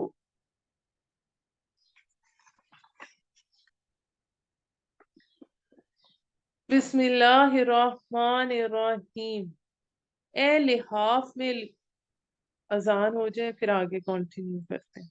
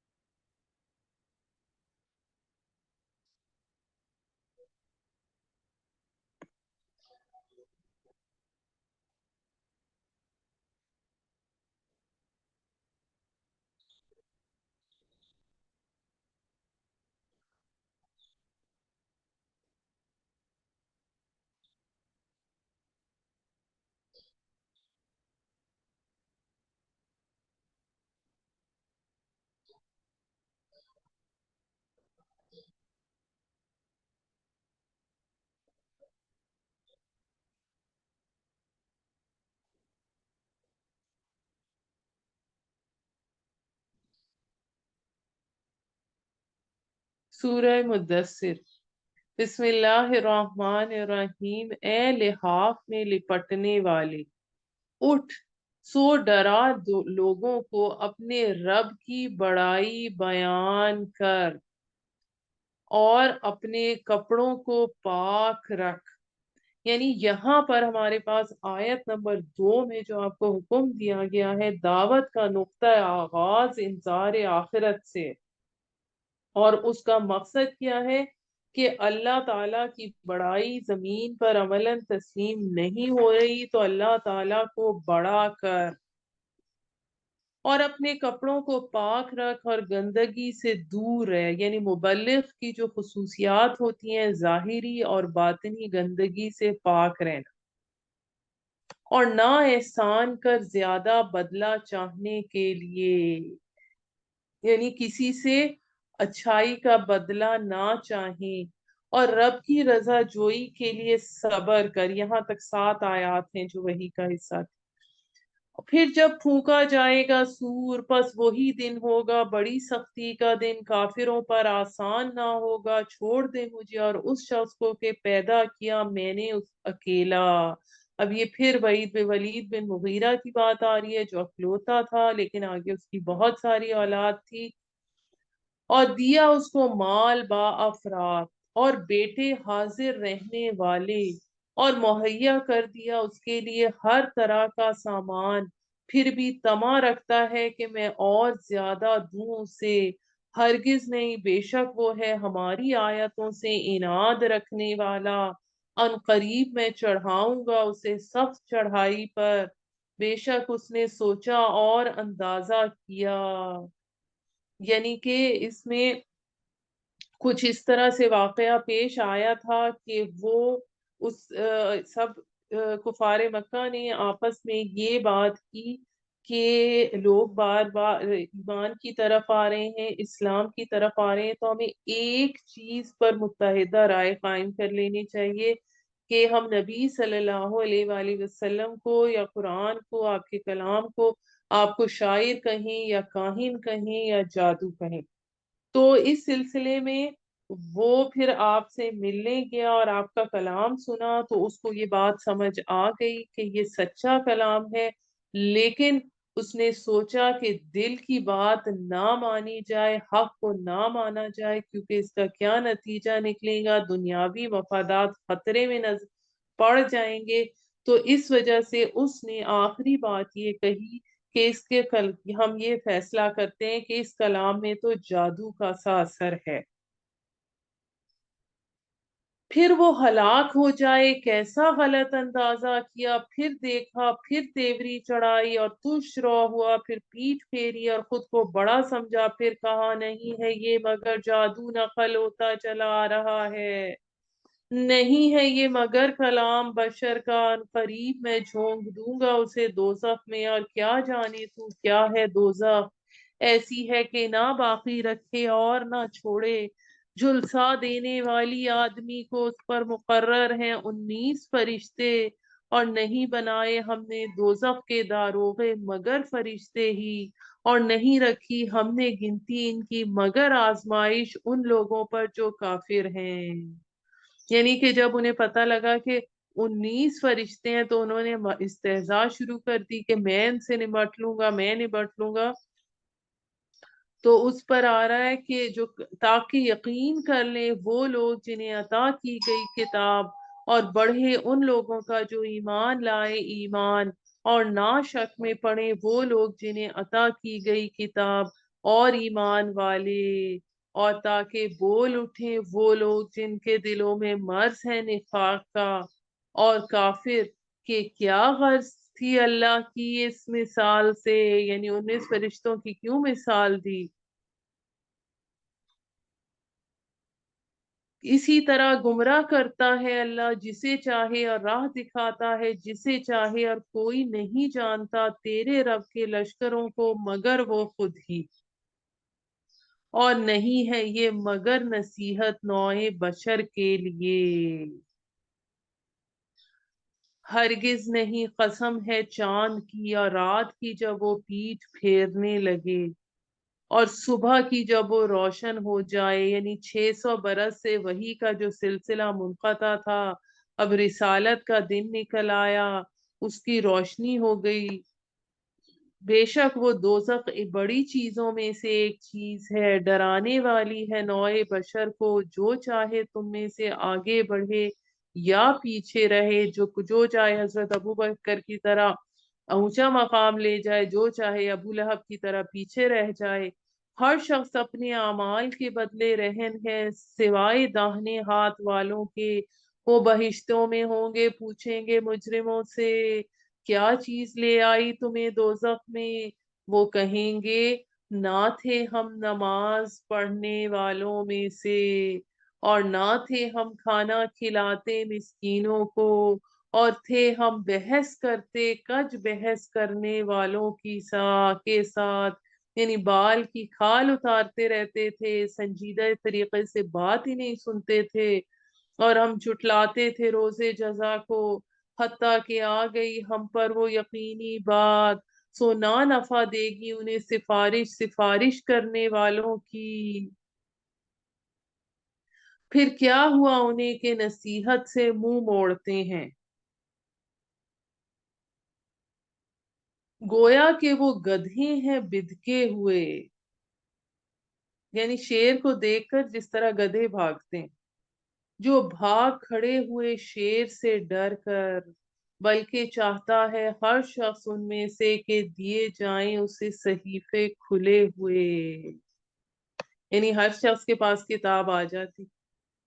ہرگز نہیں، بلکہ وہ نہیں ڈرتے آخرت سے، ہرگز نہیں، بلا شبہ یہ تو ایک نصیحت ہے، پھر جو کوئی چاہے اسے یاد رکھے، اور وہ نہیں یاد رکھیں گے مگر یہ کہ چاہے اللہ، وہی ہے لائق ڈرنے کے، اور وہی ہے لائق بخشنے کے۔ اب یہاں پر ہماری سورہ مدثر مکمل ہوئی، اس کے بعد ہم شروع کرتے ہیں سورہ قیامہ، اور سورہ قیامہ کا جوڑے کا تعلق ہے سورہ دہر کے ساتھ، اور یہ میں آپ کو بتاتی چلوں کہ یہ سورت زور خطابت، روانی، فصاحت اور بلاغت اور بہت سی لسانی اور ادبی خوبیوں کا مرقع ہے، اس لحاظ سے اسے قرآن میں ایک منفرد حیثیت حاصل ہے۔ حضور صلی اللہ علیہ وآلہ وسلم جب لوگوں کو قرآن پڑھ کر سناتے تھے تو آپ کا انداز خطیبانہ ہوتا تھا۔ حدیث میں آتا ہے کہ خطبہ دیتے وقت آپ کی آواز بلند ہو جاتی تھی، آنکھیں سرخ ہو جاتی تھیں، اور آپ کے انداز خطابت سے ایسے لگتا تھا جیسے کوئی سپہ سالار اپنے سپاہیوں کو للکار رہا ہے۔ بسم اللہ الرحمن الرحیم۔ نہیں، میں قسم کھاتا ہوں قیامت کے دن کی، نہیں، اور میں قسم کھاتا ہوں نفس ملامت کرنے کی، یعنی کہ نفس لوامہ کا یہاں پر ذکر آ رہا ہے، ملامت کرنے والے نفس کی، کہ جب آپ کو غلط یا برا کام کرتے ہیں تو آپ کے اندر کیوں بار بار دل و دماغ میں چبھن پیدا ہوتی ہے کہ مجھ سے کوئی غلط کام ہوا ہے۔ یہ انسانی نفس کی ملامت یا ضمیر کی خلش ہے۔ کیا سمجھتا ہے انسان کہ ہرگز نہ جمع کریں گے ہم اس کی ہڈیاں، بلکہ ہم قدرت رکھتے ہیں اس پر کہ درست کر دیں اس کے انگلیوں کی پور، یعنی دوبارہ ویسا ہی بنا دیا جائے۔ بلکہ چاہتا ہے انسان کہ ڈھٹائی کرے اپنے آگے، پوچھتا ہے کب ہوگا قیامت کا پھر وقت، قیامت کا دن، پھر جب پتھرا جائیں گی آنکھیں، اور گہنا جائے گا چاند، اور اکٹھے کر دیے جائیں گے سورج اور چاند، یعنی کشش ثقل میں ذرا سا چینج آنے سے، کہے گا انسان اس دن کہاں ہے بھاگنے کی جگہ، ہرگز نہیں، کہیں نہیں پناہ گاہ، تیرے رب کی طرف سے اس دن ٹھکانہ ہوگا، جتلا دیا جائے گا انسان کو اس روز جو آگے بھیجا اس نے اور جو اس نے پیچھے چھوڑا۔ اب یہ آگے بھیجا اور پیچھے چھوڑا سے مراد یہ کہ ایک تو وہ اعمال ہوتے ہیں جو آپ خود کرتے ہیں، اور ایک ان اعمال کے اثرات ہوتے ہیں جو اس دنیا میں موجود رہ جاتے ہیں، ان کے بدلے میں گناہ یا ثواب جو ہے وہ متعلقہ شخص کے اعمال نامے میں متواتر شامل ہوتا رہے گا۔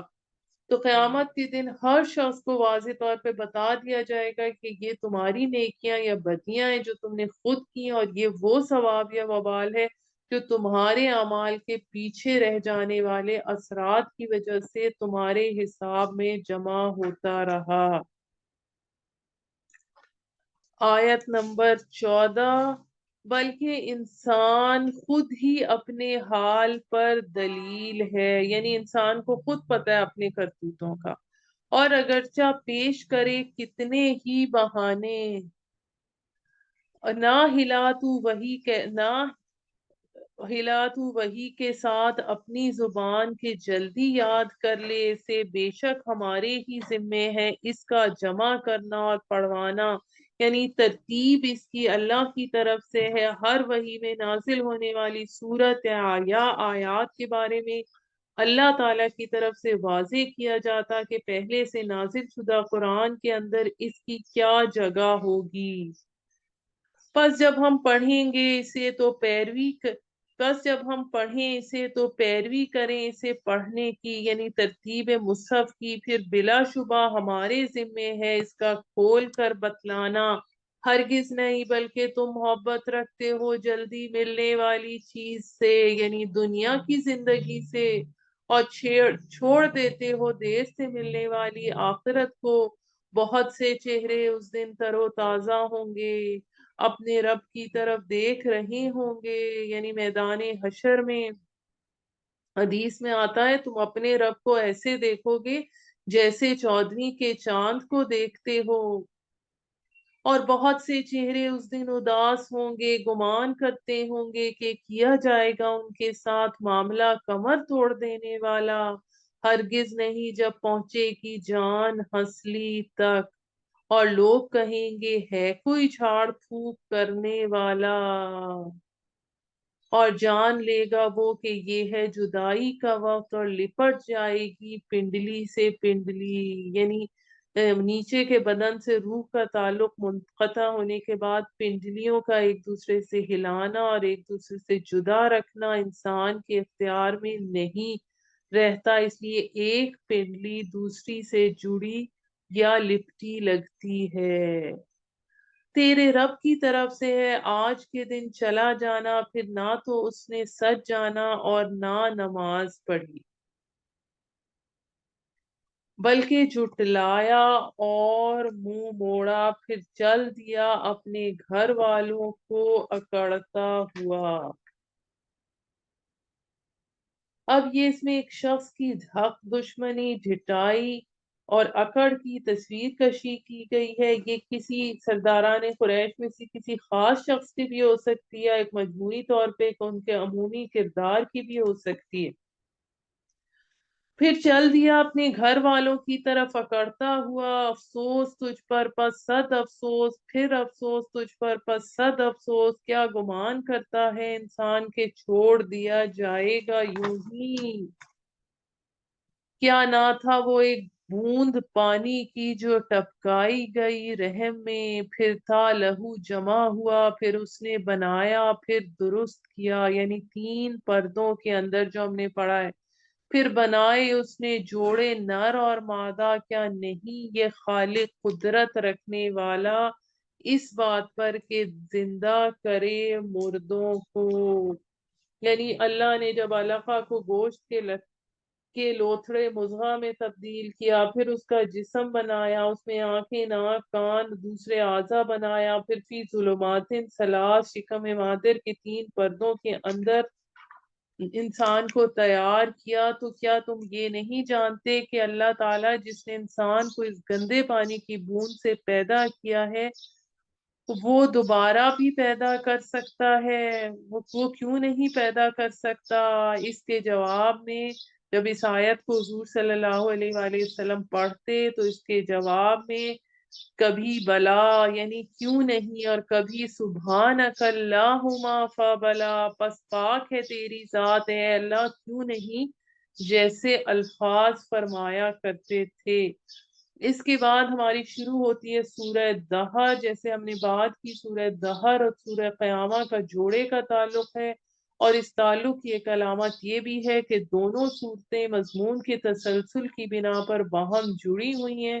سورہ قیامہ کا اختتام انسان کی تخلیق کے ذکر سے ہوا اور اسی مضمون سے سورہ دہر کا آغاز ہوتا ہے۔ دہر سے مراد وہ لامتناہی زمانہ ہے جس کی نہ ابتدا انسان کو معلوم ہے نہ انتہا۔ بسم اللہ الرحمن الرحیم۔ کیا نہیں آ چکا انسان پر ایسا وقت زمانے میں کہ نہ تھا وہ کوئی چیز قابل ذکر، یعنی وہ شے جو زبان پر لانے کے لائق بھی نہیں ہے۔ بے شک ہم نے پیدا کیا انسان کو نطفے مخلوط سے، یعنی مرد کی طرف سے سپرم اور عورت کی طرف سے اووم سے ملا جس سے زائگوٹ بنا۔ ہم پلٹتے رہے اسے، پھر بنا دیا اسے سنتا دیکھتا۔ بے شک ہم نے ہی اسے راہ سجھائی، یعنی اس کی روح ڈالی اس کے اندر۔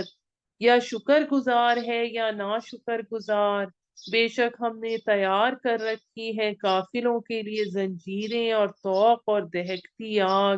بے شک نیک لوگ پیئیں گے جام کے آمیزش ہوگی اس میں کافور کی، ایک چشمہ کے پیئیں گے اس میں سے اللہ کے بندے، چلائیں گے وہ اس کی شاخیں، پورا کرتے ہیں وہ اپنی نظریں اور ڈرتے ہیں اس دن سے کہ ہوگی جس کی مصیبت پھیلنے والی۔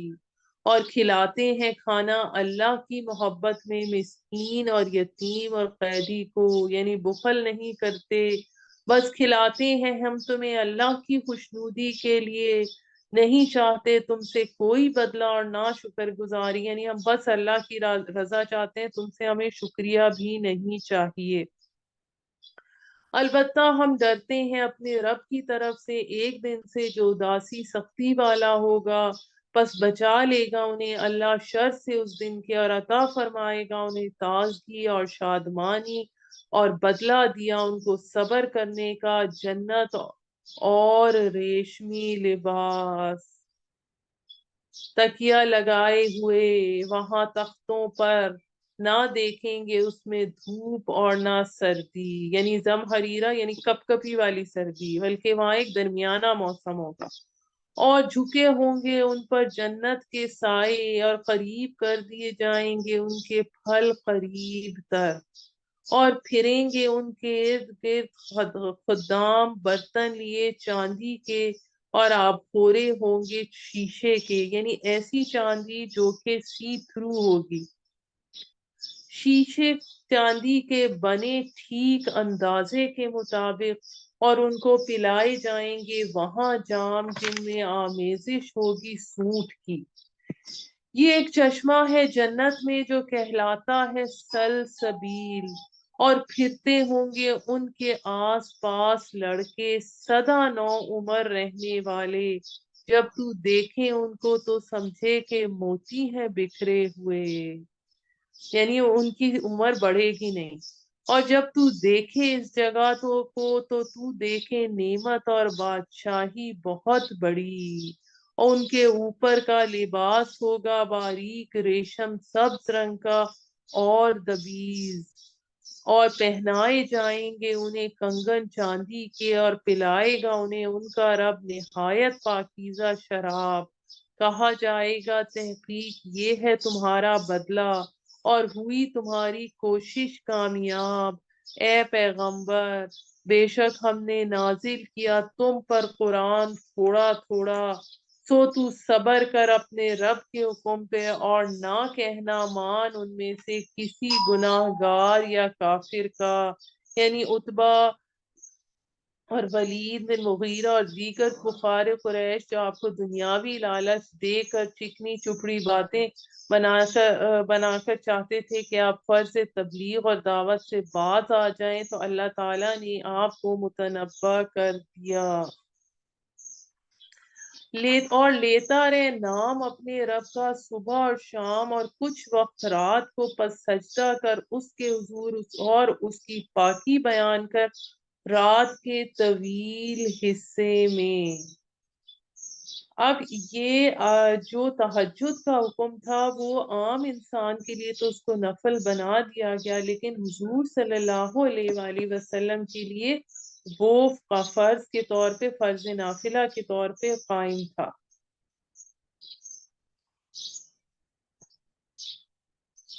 بے شک یہ لوگ محبت رکھتے ہیں دنیا سے اور ڈال دیا رکھا ہے پس پشت انہوں نے ایک بھاری دن کو۔ وہ بھاری دن کون سا ہے؟ قیامت کا دن۔ اور ہم نے ہی انہیں پیدا کیا اور مضبوط کیا ان کے اعضاء کو، اور جب چاہیں بدل ڈالیں ہم انہیں جیسے بدل کر، انہی جیسے بدل کر۔ یعنی انسان جب چاہے، اللہ تعالیٰ جب چاہے ایک قوم کو ختم کر کے اس کی جگہ دوسری قوم کو لے آئے۔ ایک تو اس کا یہ مطلب ہے، اور پھر یہ بھی دوسرا اس کا مطلب آ سکتا ہے کہ آخرت میں ہم ان لوگوں کے، ان کے دنیاوی زندگی والے جسم جیسے اور جسم عطا کریں گے۔ یہ مضمون اس سے پہلے ہم سورہ بنی اسرائیل آیت نمبر 99، سورہ یاسین آیت 81 اور سورہ واقع آیت 61 میں بھی پڑھ چکے ہیں۔ بے شک یہ تو نصیحت ہے، پھر جو چاہے اختیار کرے اپنے رب کی طرف راستہ، اور نہیں چاہو گے تم وہی مگر وہی جو چاہے گا اللہ۔ بے شک اللہ ہی ہے سب کچھ جاننے والا، بڑی حکمت والا۔ داخل کر لیتا ہے جسے چاہے اپنی رحمت میں، اور جو ظالم ہے تیار کر رکھا ہے ان کے لیے دردناک عذاب۔ اس حوالے سے اللہ تعالیٰ نے سورہ بنی اسرائیل کی آیت نمبر 19 میں فرمایا وَمَنْ أَرَادَ الْآخِرَةَ وَسَعَى لَهَا سَعْيَهَا وَهُوَ مُؤْمِنٌ فَأُولَئِكَ كَانَ سَعْيُهُمْ مَشْكُورًا۔ یعنی جس شخص نے آخرت کو اپنا اصل مقصود بنا لیا، اس کے لیے مقدور بھر محنت بھی کی اور وہ مومن بھی ہو، تو اس کی محنت اور کوشش کو اللہ تعالیٰ کے ہاں محنت اور کوشش اللہ تعالیٰ کے ہاں مقبول اور مشکور ہوگی۔ لیکن جو ظالم ہیں ان کے لیے دردناک عذاب ہوگا۔ اس کے بعد آ گئی سورہ مرسلات، اور سورہ مرسلات جو ہے 29 پارے کی آخری صورت ہے۔ جوڑے کے اعتبار سے اس کا تعلق 30 پارے کی پہلی صورت یعنی سورہ نبا کے ساتھ ہے۔ دونوں صورتوں کے مضمون، اسلوب، آیات کی ترتیب میں بہت مشابہت پائی جاتی ہے۔ سورہ مرسلات 50 آیات پر مشتمل ہے، اور اس میں یہ بتاتی چلوں میں آپ کو کہ اس کے آغاز میں پے در پے قسموں کا ذکر ہے، اور یہ تیسری صورت ہے جس میں ہم یہ اس طرح پڑھ رہے ہیں جیسے 23ویں پارے کی سورہ صافات، 26ویں پارے کی سورہ زاریات۔ اب یہاں پر اس سورت کی قسموں کے بارے میں مفسرین کی آراء مختلف ہیں۔ کچھ مفسرین اس سے ہوائیں مراد لیتے ہیں، بلکہ کچھ کا خیال فرشتوں کا بھی ہے۔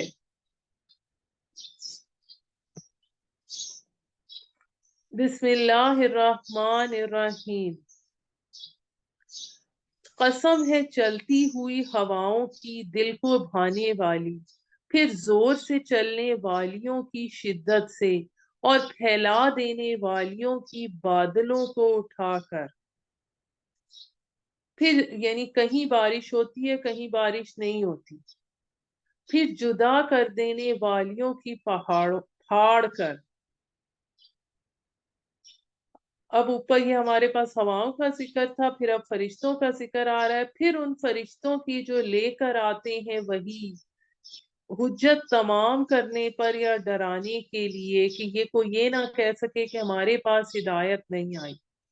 کس چیز کی قسم ہے؟ کہ بے شک جو تم سے وعدہ کیا گیا ہے ضرور ہو کر رہے گا۔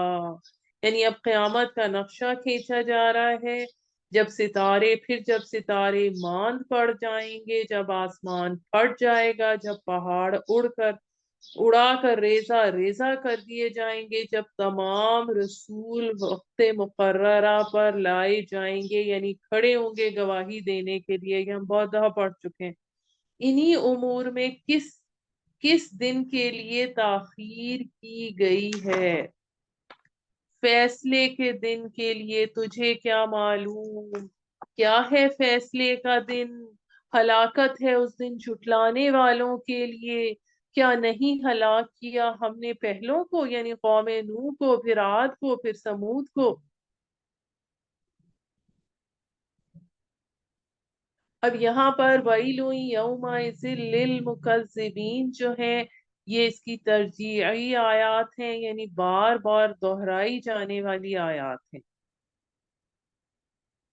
کیا نہیں ہلاک کیا ہم نے پہلوں کو، پھر پیچھے بھیجیں گے ان کے بعد والوں کو، ایسا ہی سلوک کیا کرتے ہیں ہم مجرموں کے ساتھ۔ ہلاکت ہے اس دن جھٹلانے والوں کے لیے، کیا نہیں پیدا کیا ہم نے تمہیں ایک بے قدر پانی سے، پھر رکھ دیا ہم نے اسے ایک محفوظ ٹھکانے پر، یعنی ماں کے پیٹ میں، یوٹرس میں، ایک وقت معین تک، پھر اندازہ کیا ہم نے، سو ہم کیا خوب قادر ہیں اندازہ کرنے والے۔ وَيْلٌ يَوْمَئِذٍ لِّلْمُكَذِّبِينَ، تباہی ہے اس دن جھٹلانے والوں کے لیے۔ کیا نہیں بنایا ہم نے زمین کو سمیٹنے والی، زندوں اور مردوں کو، اور رکھ دیے ہم نے اس میں بوجھل پہاڑ۔ اب یہ دیکھیے تذکیر بے آلاء اللہ آ رہا ہے، اور پلایا ہم نے تمہیں میٹھا پانی پیاس بجھانے والا۔ تباہی ہے اس دن جھٹلانے والوں کے لیے۔ اب چلو اس طرف کے آئے کہ تھے تم جس کو جھٹلاتے، یعنی جہنم کی طرف۔ اب چلو اس سائے کی طرف جو 3 شاخوں والا ہے۔ اب یہاں پر وہ جو جہنم ہوگی، دور سے اس کی 3 شاخیں نظر آ رہی ہوں گی میدان محشر میں، جب چلچلاتی دھوپ ہوگی یا شدید گرمی ہوگی، وہ جہنم کو دیکھیں گے تو انہیں 3 اطراف میں پھیلے ہوئے سائے کی جگہ نظر آئے گی، اور چنانچہ انہیں کہا جائے گا کہ اگر تمہیں سایہ نظر آتا ہے تو چلو اس سائے کی طرف، لیکن اس سائے کی حقیقت کیا ہوگی؟ جو نہ چھاؤں والا نہ بچانے والا، آگ کی لپٹ سے، جو بے شک پھینکتی ہے انگارے محل کی مانند بڑے بڑے، گویا کہ وہ بہت سے اونٹ ہیں زرد رنگ کے۔ وَيْلٌ يَوْمَئِذٍ لِّلْمُكَذِّبِينَ، جب تباہی ہے اس دن جھٹلانے والوں کے لیے، یہ وہ دن ہے کہ نہ بولیں گے اور نہ ہی اجازت ہوگی کہ وہ عذر پیش کریں۔ وَيْلٌ يَوْمَئِذٍ لِّلْمُكَذِّبِينَ، ہلاکت ہے اس دن جھٹلانے والوں کے لیے۔ یہ ہے فیصلے کا دن، جمع کر دیا ہم نے تمہیں اور پہلوں کو، پھر اگر ہے تمہارے پاس کوئی داؤ تو چلا لو مجھ پر۔ ہلاکت ہے اس دن جھٹلانے والوں کے لیے، بے شک متقی لوگ ہوں گے سایوں اور چشموں میں اور میووں میں، جس قسم کے وہ چاہیں گے۔ اب کنٹراسٹ آ رہا ہے، کھاؤ اور پیو مزے سے بدلے میں اس کے جو تم کیا کرتے تھے، یعنی ان کے نیک اعمال، بے شک ہم اس طرح صلہ دیتے ہیں نیکوکاروں کو۔ ہلاکت ہے اس دن جھٹلانے والوں کے لیے، کھا لو اور فائدہ اٹھا لو تھوڑا سا، بے شک تم مجرم ہو۔ ہلاکت ہے اس دن جھٹلانے والوں کے لیے، اور جب کہا جاتا ہے ان سے کہ جھکو تو وہ نہیں جھکتے۔ اب یہ آیت نمبر 48 میں ہمیں کیا مراد دی جا رہی ہے؟ یعنی کہ وہ نماز کے بارے میں لاپرواہی کرتے ہیں۔ ہلاکت ہے اس دن جھٹلانے والوں کے لیے، پھر کس بات پر اس کے بعد وہ ایمان لائیں گے؟ یعنی کہ جب قرآن جیسا کلام سن کر بھی ان کی آنکھیں نہیں کھلی، تو پھر اس کے بعد ان کی آنکھیں بھلا کب کھلیں گی؟ سبحان ربک رب العزت عما یصفون، والسلام علی المرسلین، والحمد للہ رب العالمین۔